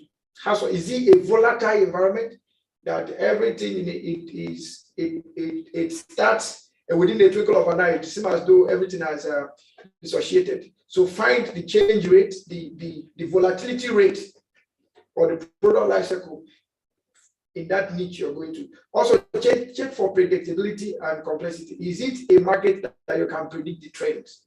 Okay, is it a market that you can predict the trend? Is it a market that the complexities involved are high, or there are things that are manageable? With that, you can also determine. All of these are risk factors that you want to analyze before going into them. Then another thing you want to also check is the target market. Like I said, is it a growing market? Is it a shrinking market? You need to find out. Is it a hungry market, or is it a market that you come and use all your energy to break into? Is it a market that even when they know you, you will still make enough sales? So these are some of the things you consider. Now, barriers to entry, also look at the barriers to entry. Okay, some of the barriers to entry may be legislations, rules and regulations in the country, compliance issues, corporate governance issues, and all of that. Okay, then another thing you may also consider is the growth and diversification potential. Yeah, as you are there in maybe business development consulting, let's assume you choose a particular area and you say you want to be consulting for production companies. You know, if you come back to, if someone says he's taking permission to join us in 20 minutes time, maybe by the time you come back, we'll be done. Okay.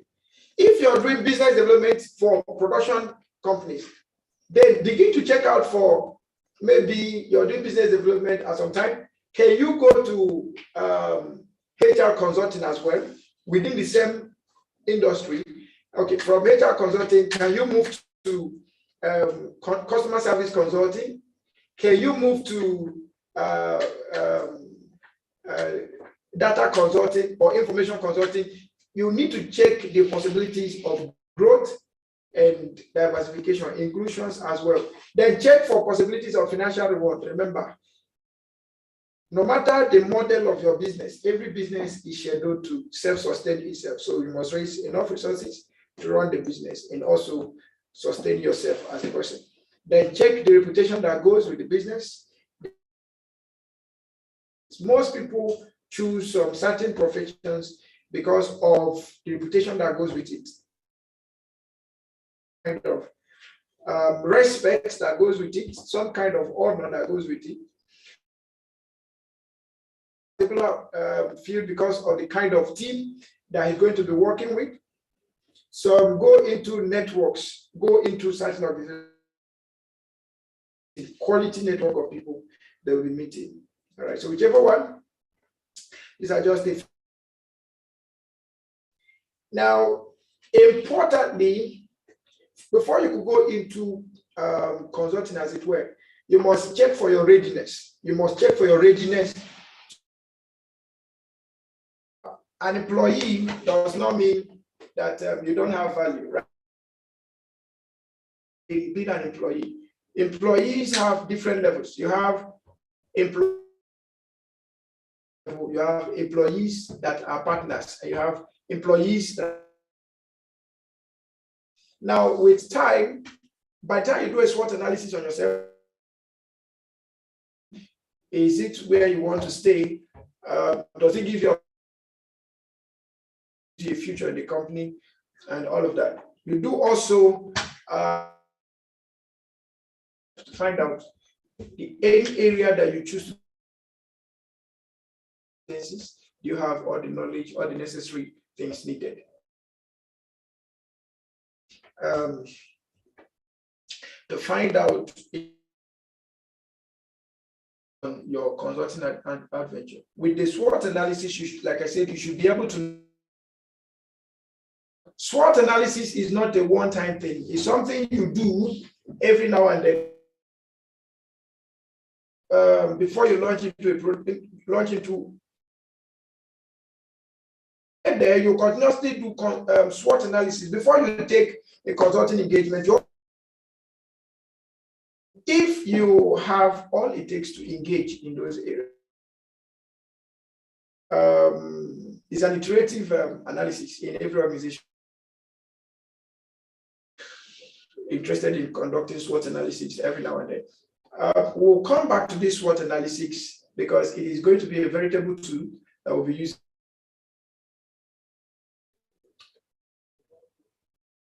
Okay.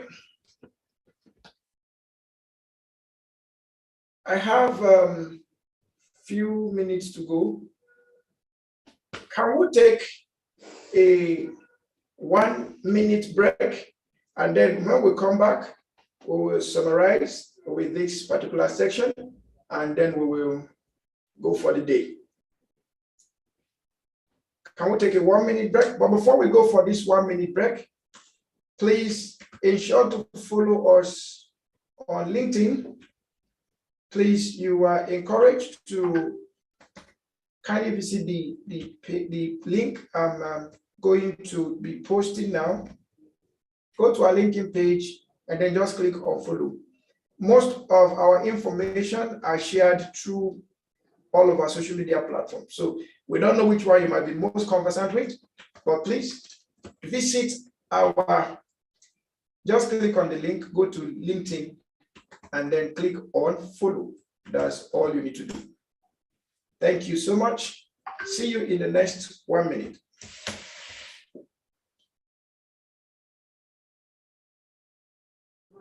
Thank you very much, Dr. Banito. This break, there is already an activity there, so you can click on that link and it will take you straight to our LinkedIn page, so you can just follow the instruction.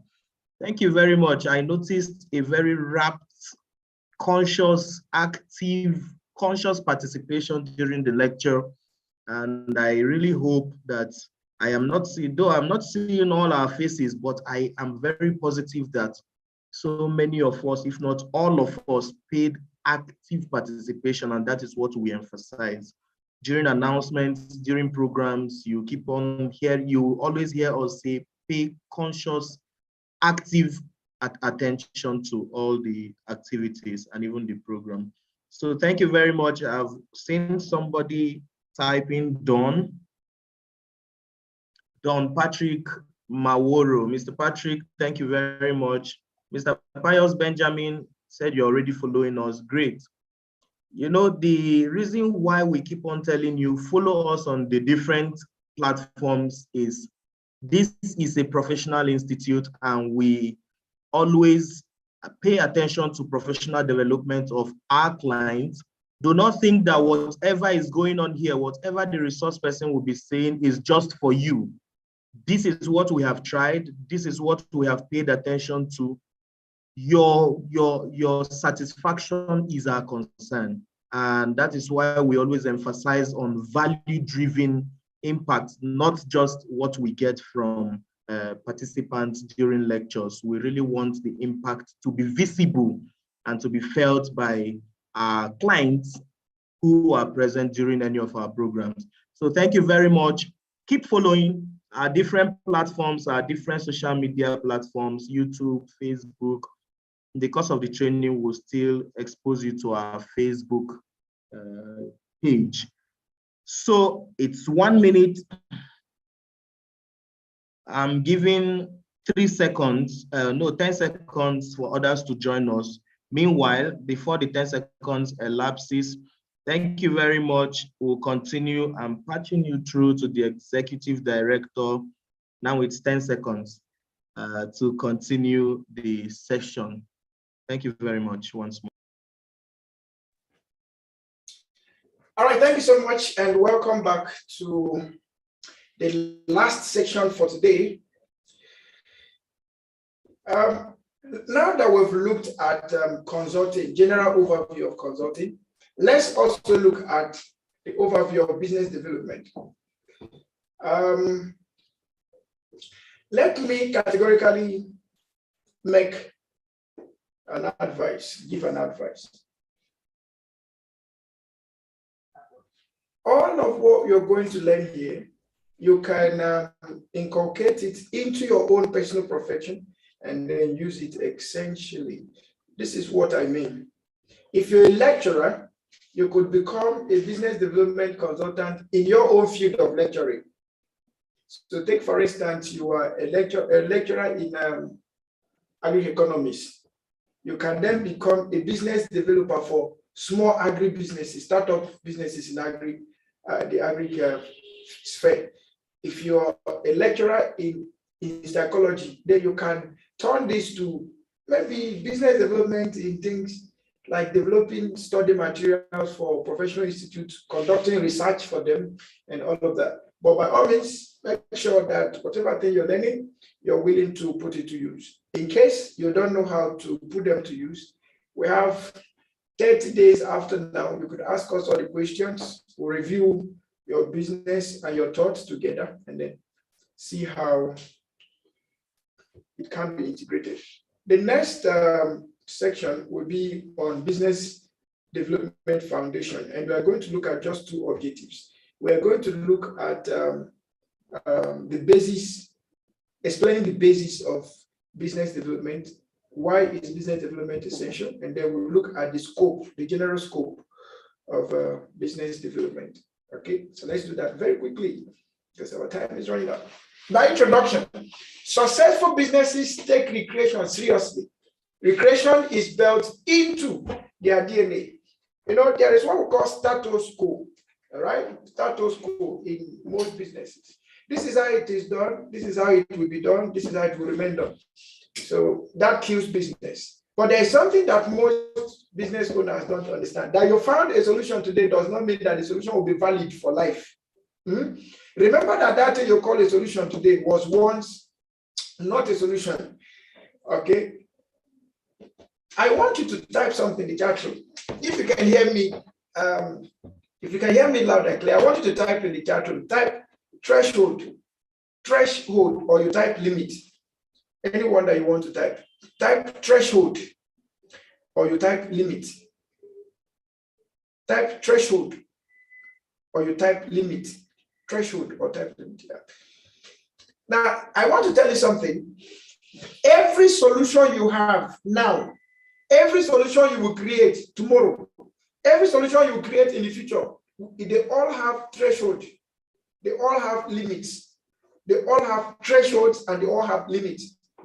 What is a threshold? A threshold is that point where customers are the maximum point that customers begin to look for something more to what you're currently giving them. When at that point of your service or product, the customers begin to look for something more. If you cannot give them anything extra, we'll say you've reached your threshold. So to avoid limitations or to avoid the risk of customers getting to a place of asking for more and you don't have it, business development is essential. And business in development is all about creating and recreating, innovating and renovating, modifying and how will I put it now? Modifying and remodifying. You just keep creating something Just keep adding something. Check every organization in the 21st century organization. Actually, business development is a 24th century concept. In the 21st century organization, you will see organizations that are desperate on constant creation, constant addition of features, constant addition to their services. You see those doing apps, you see version 1, version 1.1, version 1.2. What are they doing? They are recreating, adding something, adding more benefits, adding more features. You see those that are doing maybe phones, they are adding and re-adding. You see those doing services like we in IPM, we keep adding and re-adding. Okay, we can never allow you to get to that point to say you finish all IPM programs. It can never happen. It will never happen. It cannot. Because we must consistently engage in research. The truth is, every day we are open to new initiatives, driving new initiatives that will keep getting people back to IPM. I'm seeing people in these classes now that have attended more than 10 of our courses. You see people like Honorable Jesse. Honorable Jesse, since he entered this institute, he attended literally all the courses, both the ones he attended physically and the ones he attends online. Okay, you see people like Mr. Pius Benjamin. If we are to say human resources, he will not come. If we say project management, he will not come. If we say emotional intelligence, we will not. If we say executive, he will not come.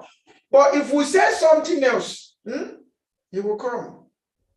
You see people like Professor Adelegon. I saw him around the class.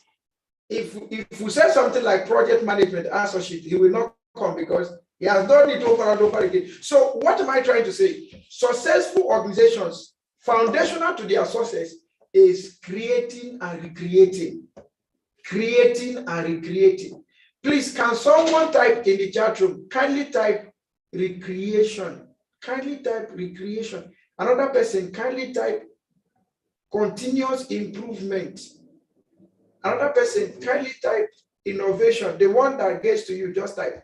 If it's recreation, type recreation. If it is innovation, type innovation. If it is continuous improvement, anyone that comes to you, please. All of these are still in the same vein. They are still in the same circle. All right. Whether you call it continuous improvement or you call it innovation or you call it recreation, you're still saying the same thing. Okay, just in different slangs. So, as a successful organization or growing organization or any organization that wants to grow, then we must pay attention to what? We must pay attention to recreating. Always take your product and look at it. Pay attention to your product.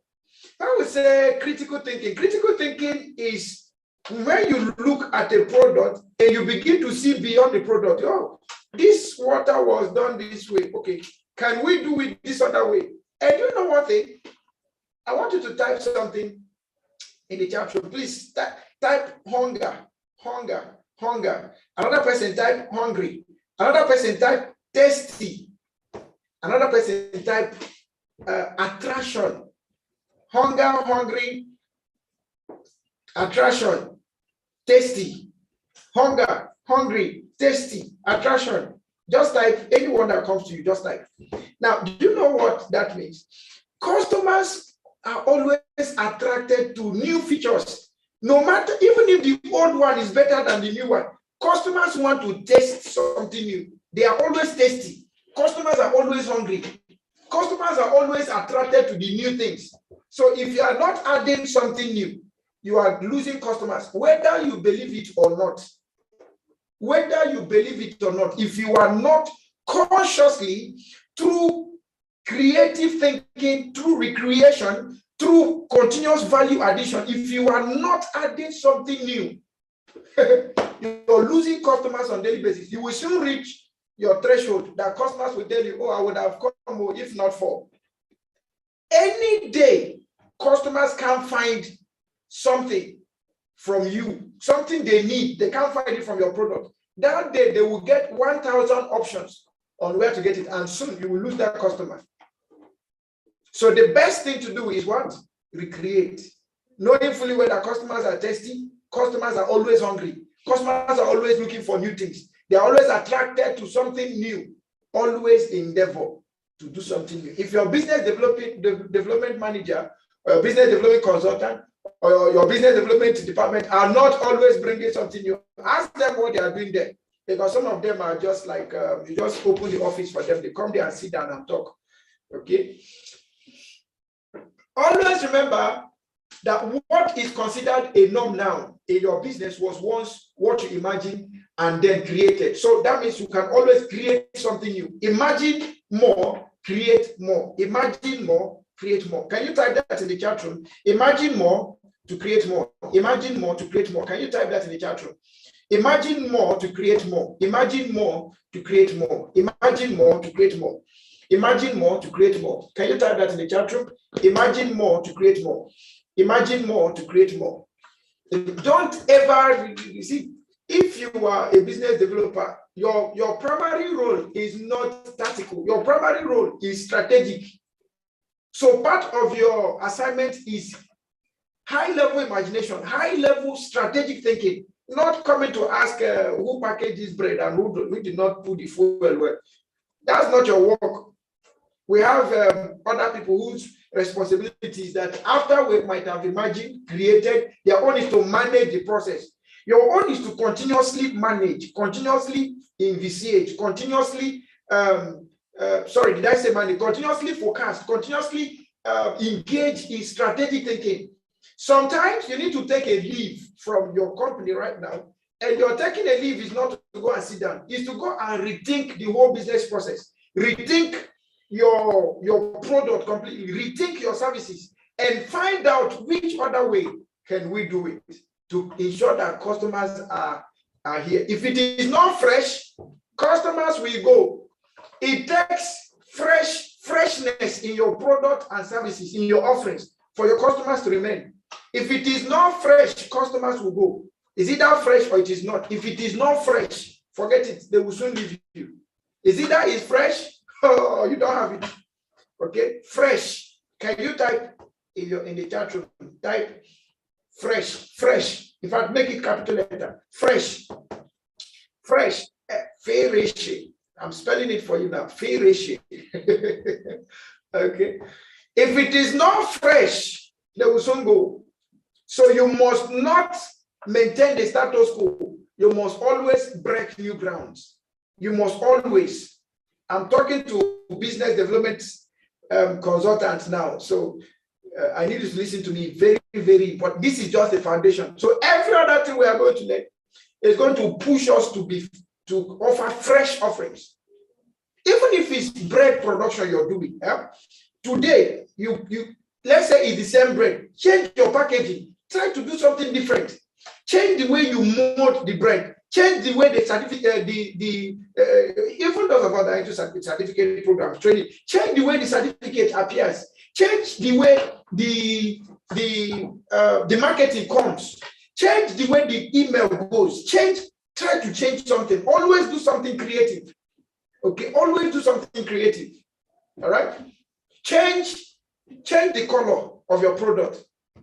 See what the perception will look like. They will first of all rush it, and then they will start giving feedback. Oh, this color is nice. This color, we don't like it. Change back to the other one. This is you partnering with your customers to do the needful, which is creating new products that will cause them to stay.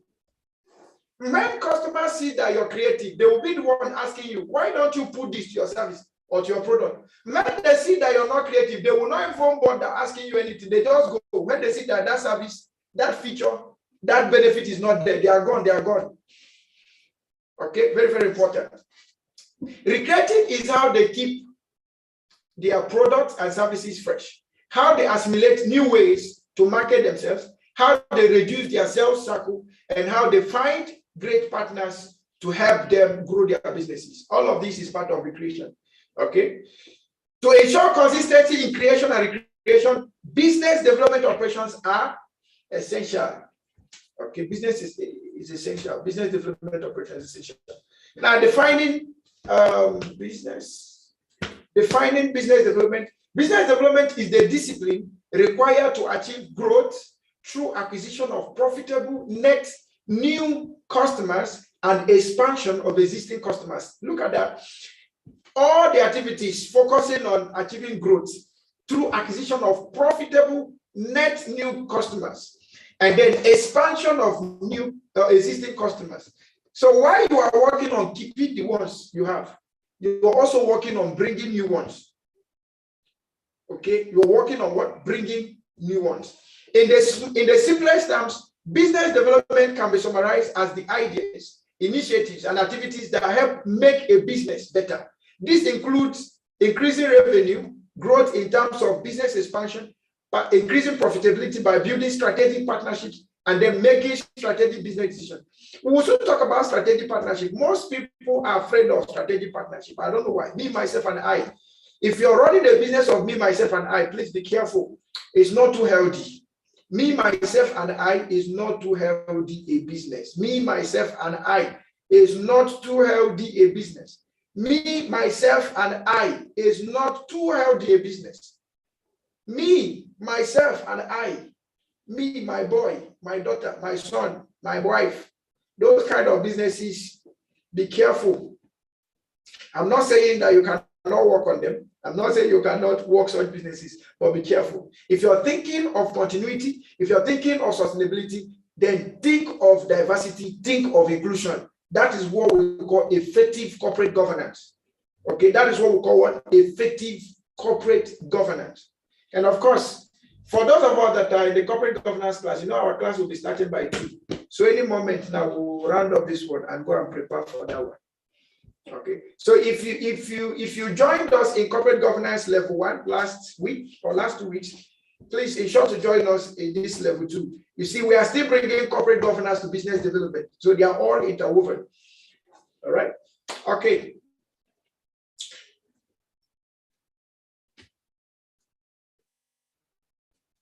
Business development activities extend across different departments, including sales, marketing, project management, product management, vendor management, networking, negotiations, partnership, and cost-saving efforts are also involved. All of these different departments and activities are driven by and aligned with the business development goals.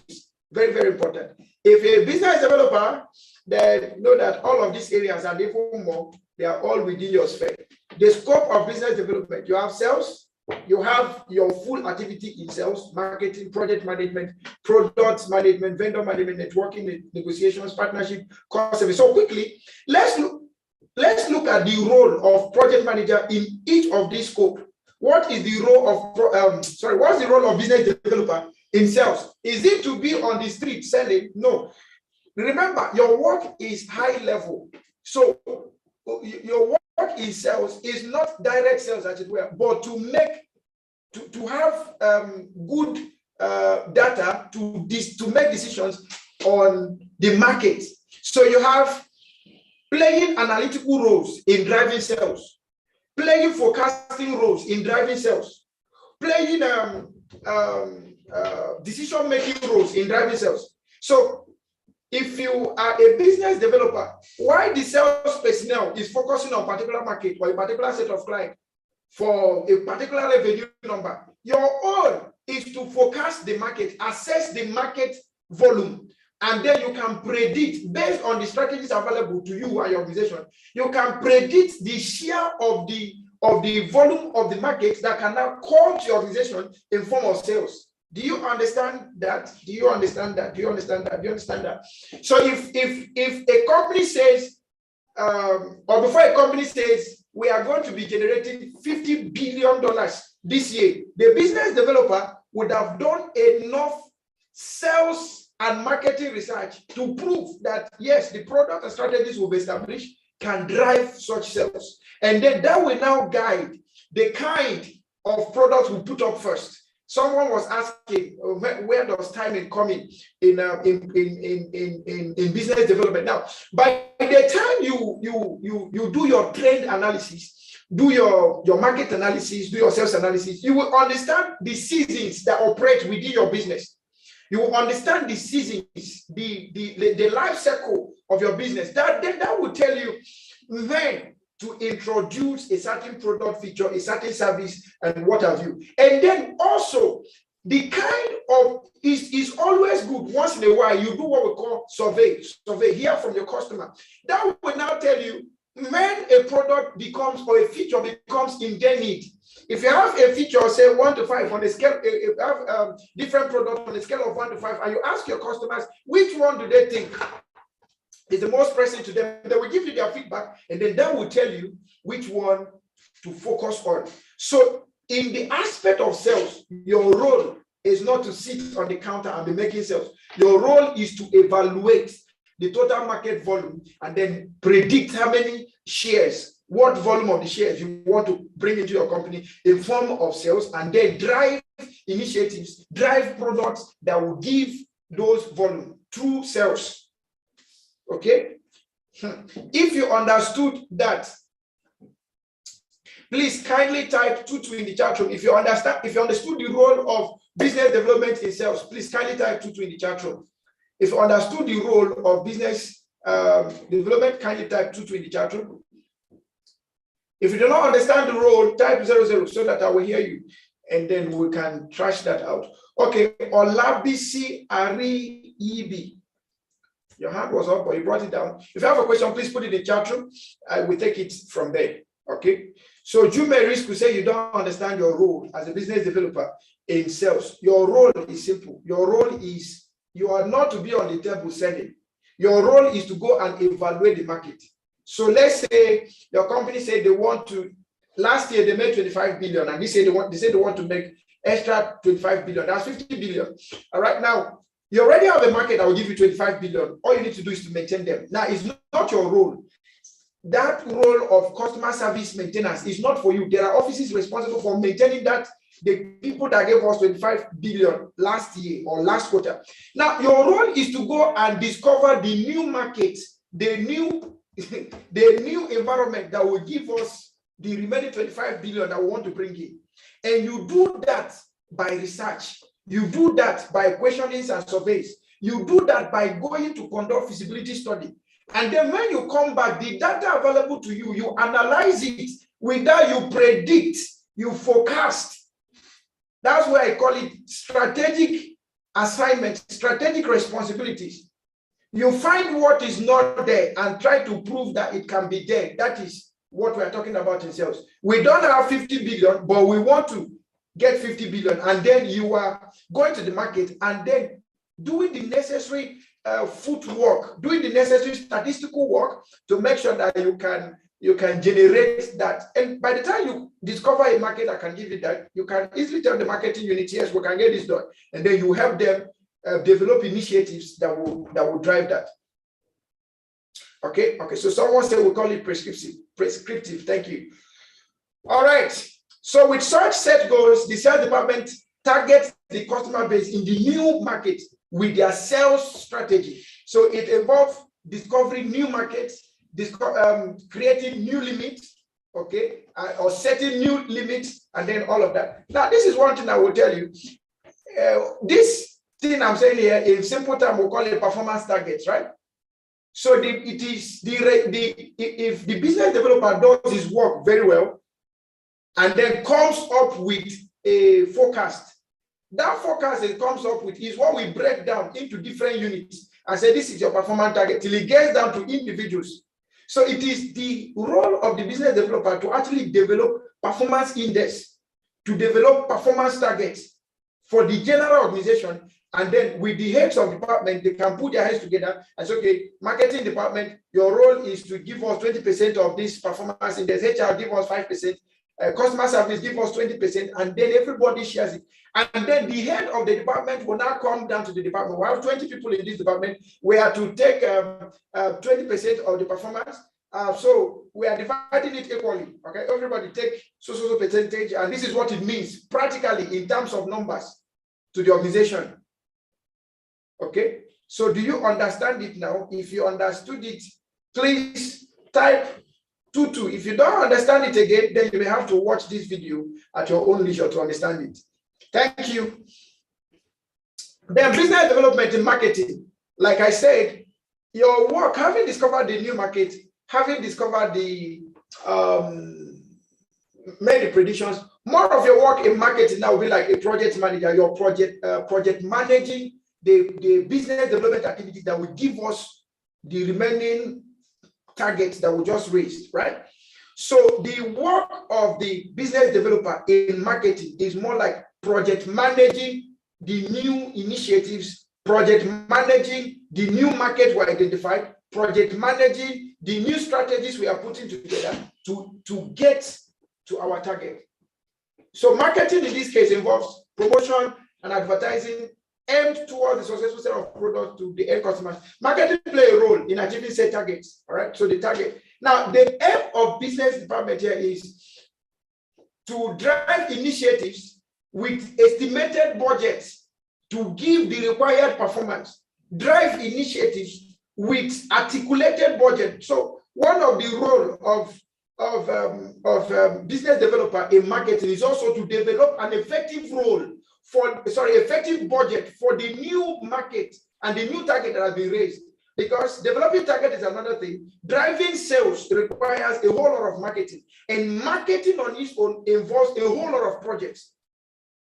Okay, it involves a whole lot of projects. So one of the roles of business developer is to ensure that we have adequate marketing strategies, adequate marketing initiatives, adequate marketing budget to drive. So if we have very effective strategies but low budget, it will affect the end result. If we have poor strategies and we have very high volume of resources, it will see affect the end result. So what we need is adequate budget for the adequate strategies, right? Now, business developer in driving strategic initiatives and partnerships.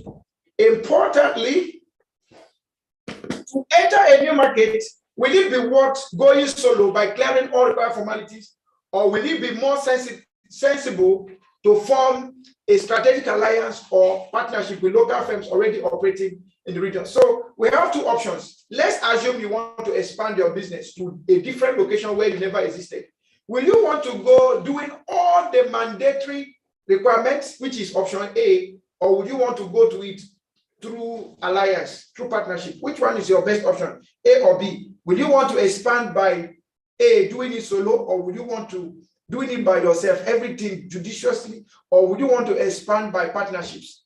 A or B, which one is your option? Option A or B, would you want to do business expansion by solo, doing everything judiciously, or would you want to do by partnership? So I'm seeing B. B. Can I get one more too? So another person say B. All right, so to solve the problem of too much cost and all of that, just do strategic alliance. In fact, you can be in all nations of the world with strategic alliance, and you don't pay any single tax to any of those countries, because what you have there is alliance. You don't have a presence by your company physical office, or no. The customers you have, they are all indirect customers. So the person that pays the tax is your partner. Okay, so these are very, very important things we need to put into consideration. And when I was talking about me, myself, and I kind of business, sometimes it doesn't support strategic alliance, because some people that do me, myself, and I is always, if we bring in a partner now, he might steal this idea, he might steal this business. He is always steal. Okay. Now, another thing is, assisted by legal and finance teams, the business development team weighs all of the pros and cons of the available options and selects the one that best serves the business. Select the best partnerships that serve the business. Now, moving forward, we have business development, the role of business development in project management and business planning. Okay, the role of business development in project management and business planning. Like I said, every aspect of every aspect of business development is all project embedded. And like I said earlier, one of the key areas you must build yourself is on project management. If you have not paid attention to building yourself on project management, please, from today, start paying attention to that. I think from 16th of September, we'll be having our project management course. So you join us there so that you can also understand how business development relates to project management. Now that business development is relating to project management, when we get there, we'll see how business development relates to project management. Okay, so we need to learn more about the implementation of strategies, implementation of policies, implementation of initiatives. How do we make sure that we are on time? How do we drive an agile environment that gives us results continuously? So these are some of the things that in business development, the project manager, the business manager need these project skills and business planning skills in order to advance. Then we have the other one, the role of business development in product development. When developing a product, we have to meet up with standards, regulatory standards, laws and regulations. Okay. We also need to consider costs of product development.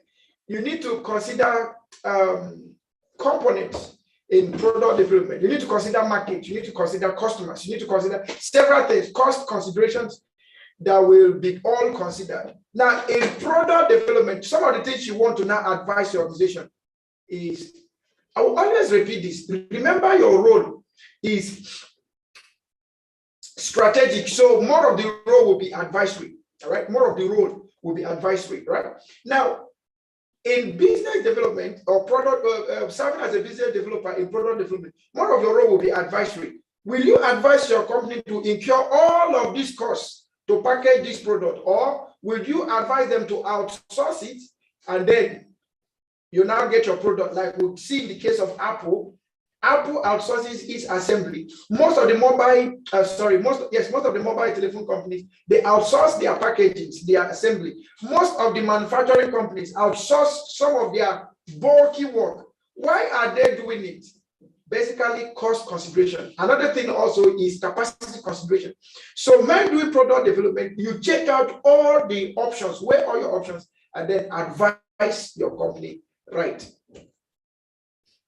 Then we have product development in vendor management. Another thing you want to also find out is when you have a new product, you have a new market, do you want to do all the whole marketing operations by yourself, or do you want to recruit vendors?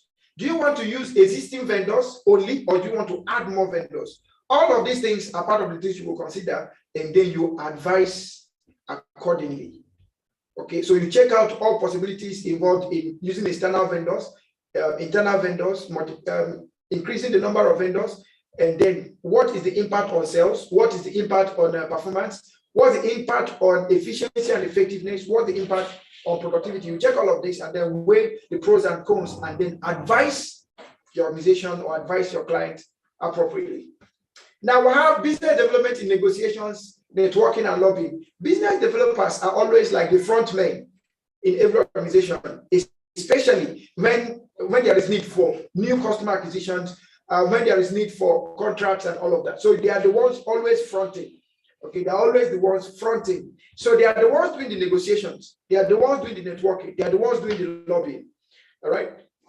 So if you are a business developer, then you must go build your skills on negotiation, build your skills on networking, and also build your skills on lobbying. Part of lobbying in some countries is like an illegal term, but project management has made lobbying like a requirement in contract management. Lobbying, it depends on how your country sees it, but in most countries, lobbying is just part of the process of project management or contract management. Now, why some call it lobbying, some call it facilitation.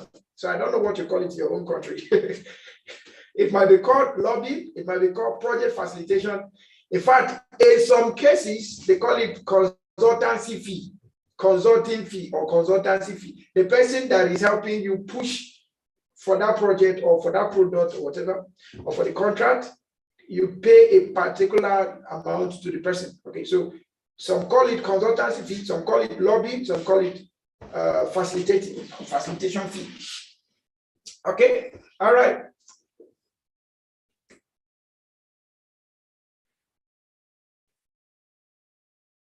Now, some of the things that business developers should know, very, very important. I think I'm missing something here. The cost savings, business development in cost saving. So your role is not just to talk about how to drive sales, how to drive new products and all of that. You should also know how to make those initiatives cost effective, reduce cost and maximize profit, right? So what should a business developer know? Number one, know the current state of the business in terms of SWOT analysis, the current state of the overall industry and growth projection, the competitor development, the primary sources of salary, of sales, revenues, of current business and dependencies, then know the customer profile. These are some of the things you must know as a business developer. And please note, you don't just know these things by knowing. You know these things through analytical inferences. You must have done good analysis on the data available to you then before you could begin to say anything about these things here. What we are providing to you now is knowledge. By the time we get to the advanced level, we'll be looking at the analytical side and business intelligence, all right? How do you adopt those things in business, all right? So now we are telling you what you need to know. By the time we get to advanced level, we'll tell you what you need to do and how you will do it, and practically explain some of the tools you'll be needing for your business intelligence and business analytics, because you need to make informed decision, not just making decision, but informed decision. And it is data that is well analyzed that will give you the opportunity to make informed decisions. Okay. Other things you need to know is the new and unexplored market opportunities. In level 2, we'll be talking about some strategies we'll call blue ocean strategy. It's something that might not be new, but how do you apply blue ocean strategy in exploring the unexplored market? And how do you maximize the opportunities of blue ocean strategy? We'll talk about that in level 2. The new domains, product sectors eligible for business expansion, which may complement the existing businesses, the long-term view, especially with regards to initiatives and being proposed, with the initiative being proposed, then the cost areas and possible options for cost savings. The right fit for business development. Who should be a business developer? Number one, every person that is a business owner or has the intention of being a business owner, an MD, a CEO, an entrepreneur, no matter the level you are, you must by default be a business developer. Another person that must be a business developer is the person whose role in the organization is business development. Then you must be a business developer. Who else must be a business developer? Your partners must be business developers. Your partners must be business developers. Who else must be a business developer? If you are a consultant, then you must be a business developer. If you are a consultant, then you must be a business developer. So in the category of what we've looked, if you're a business owner or an entrepreneur, a GMD, a CEO, a marketing person, you must be a business developer. You're a product developer, you're a project manager, you must be a business developer. Okay. Then if you're an employee and your role in the organization is that you develop businesses. Now, you can be a business developer under the auspices of project management, product development, marketing. Which other one? Okay, so if you find yourself in these categories, then you must be a business developer. You must learn business development. Now, if you are a consultant, whether you are passive or active consultant, you must be a business developer, because as a consultant, one of your roles is to one of your responsibilities rather is to constantly develop new solutions, right? So you must be a business developer. All right. Now, if you run an incubation center, SME incubation center, SME incubation, or you manage cooperatives, you are a head of a department, you are a director, or what, you must be a business developer, because you'll be the one driving, first of all, initiating and then driving the initiatives that will keep the department in its own sphere.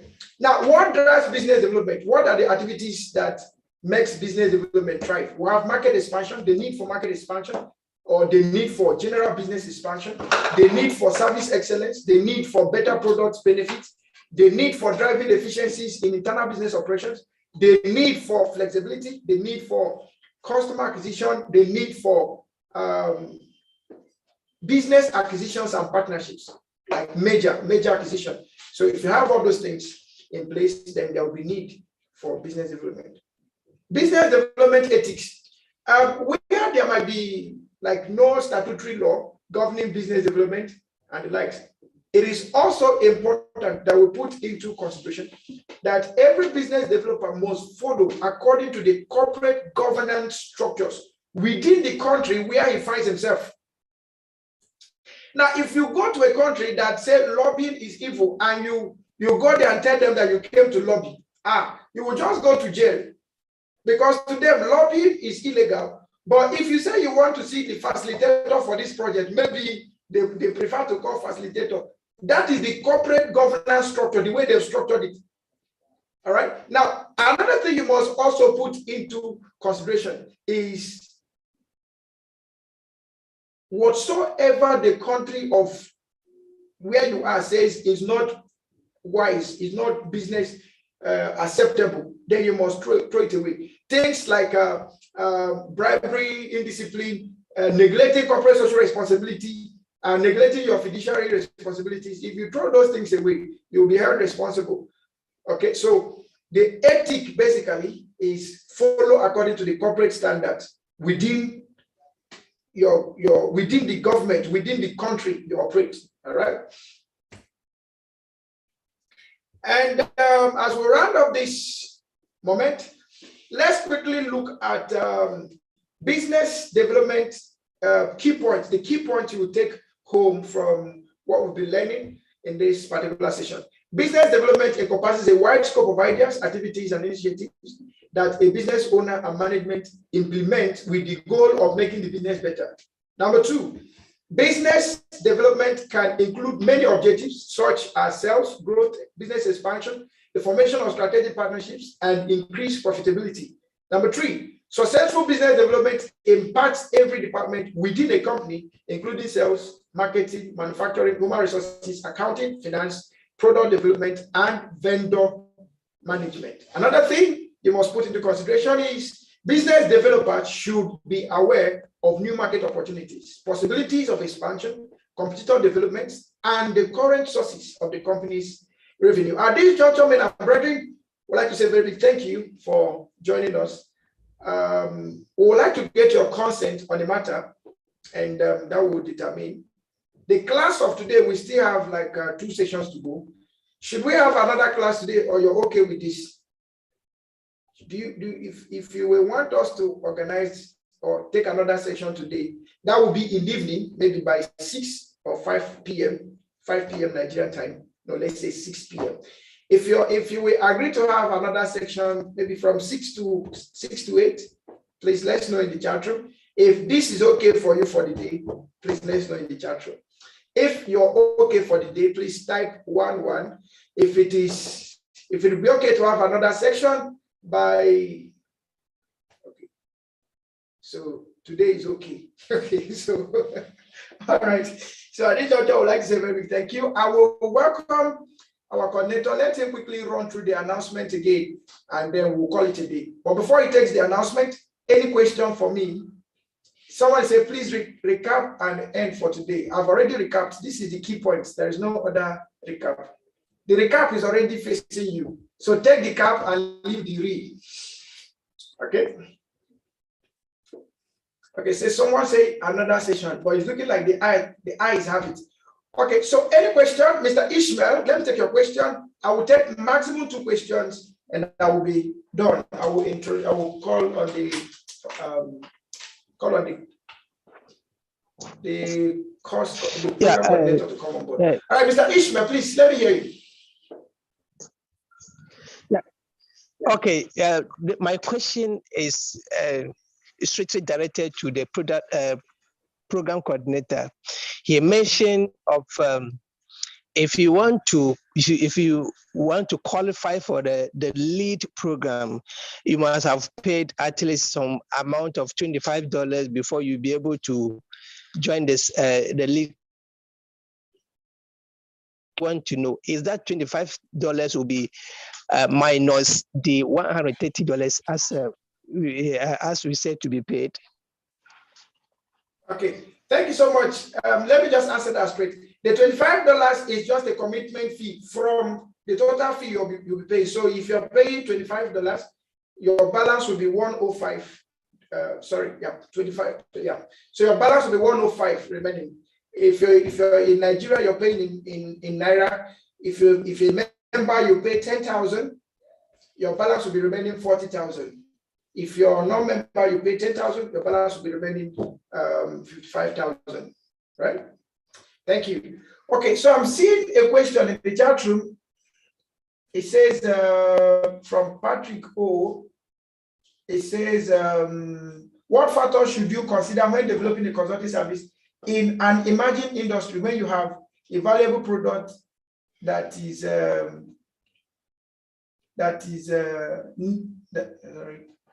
is a need but new to your target market?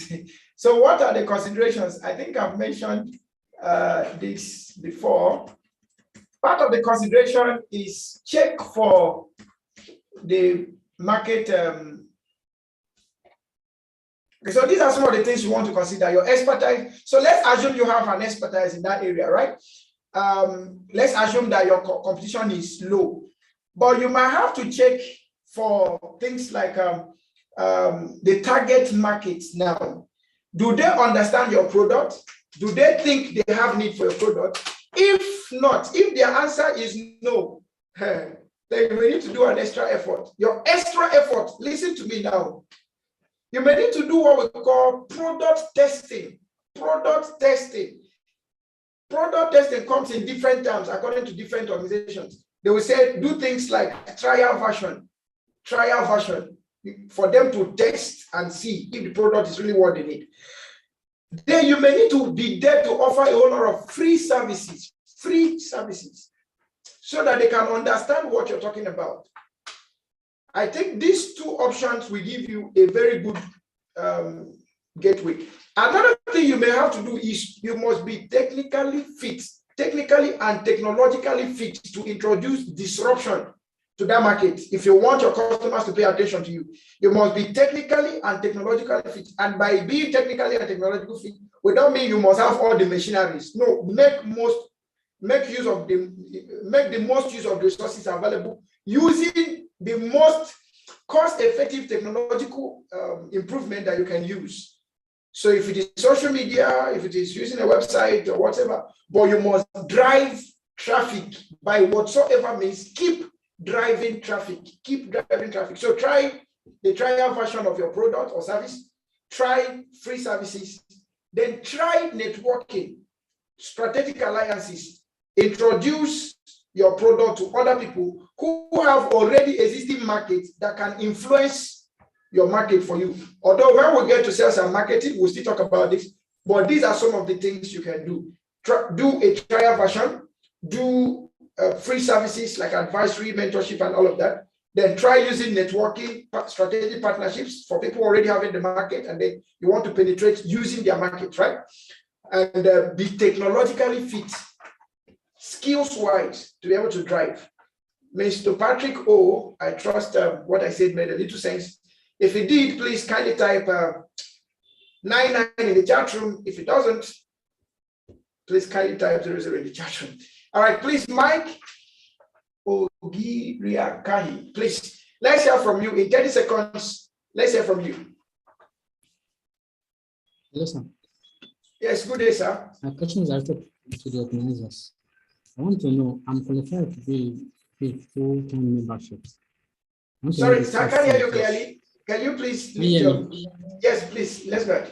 So I'm qualified to be a full-time member. So I want to know the cost involved. You're qualified to be a full-time member of the association. Okay. Okay, so the cost coordinator will take that in a moment so that you understand that. Okay, thank you. All right, thank you so much. At this juncture, Madam Braden would like to say very big thank you for today.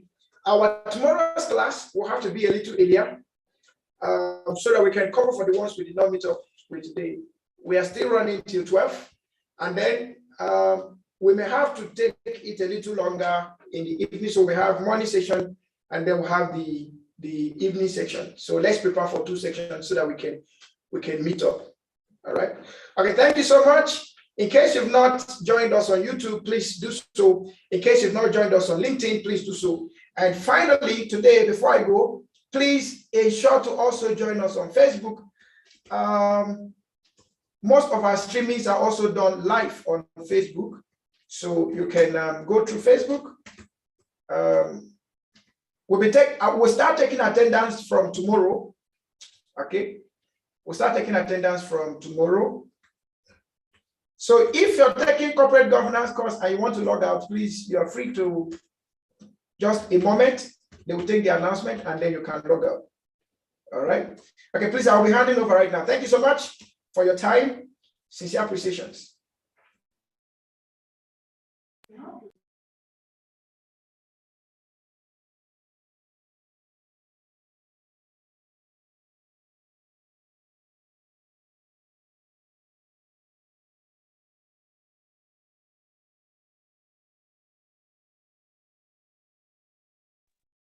Thank you very much, Dr. Banito, for that manner of presentation. It's a one of its kind. And thank you very much, dear participants. We've been together in this journey from 10. I'm also a participant. Please note, I am also a participant. That's why you've seen me very active in the chat room also. Okay, we'll be going straight to the announcement to allow those who will be joining us also in the corporate governance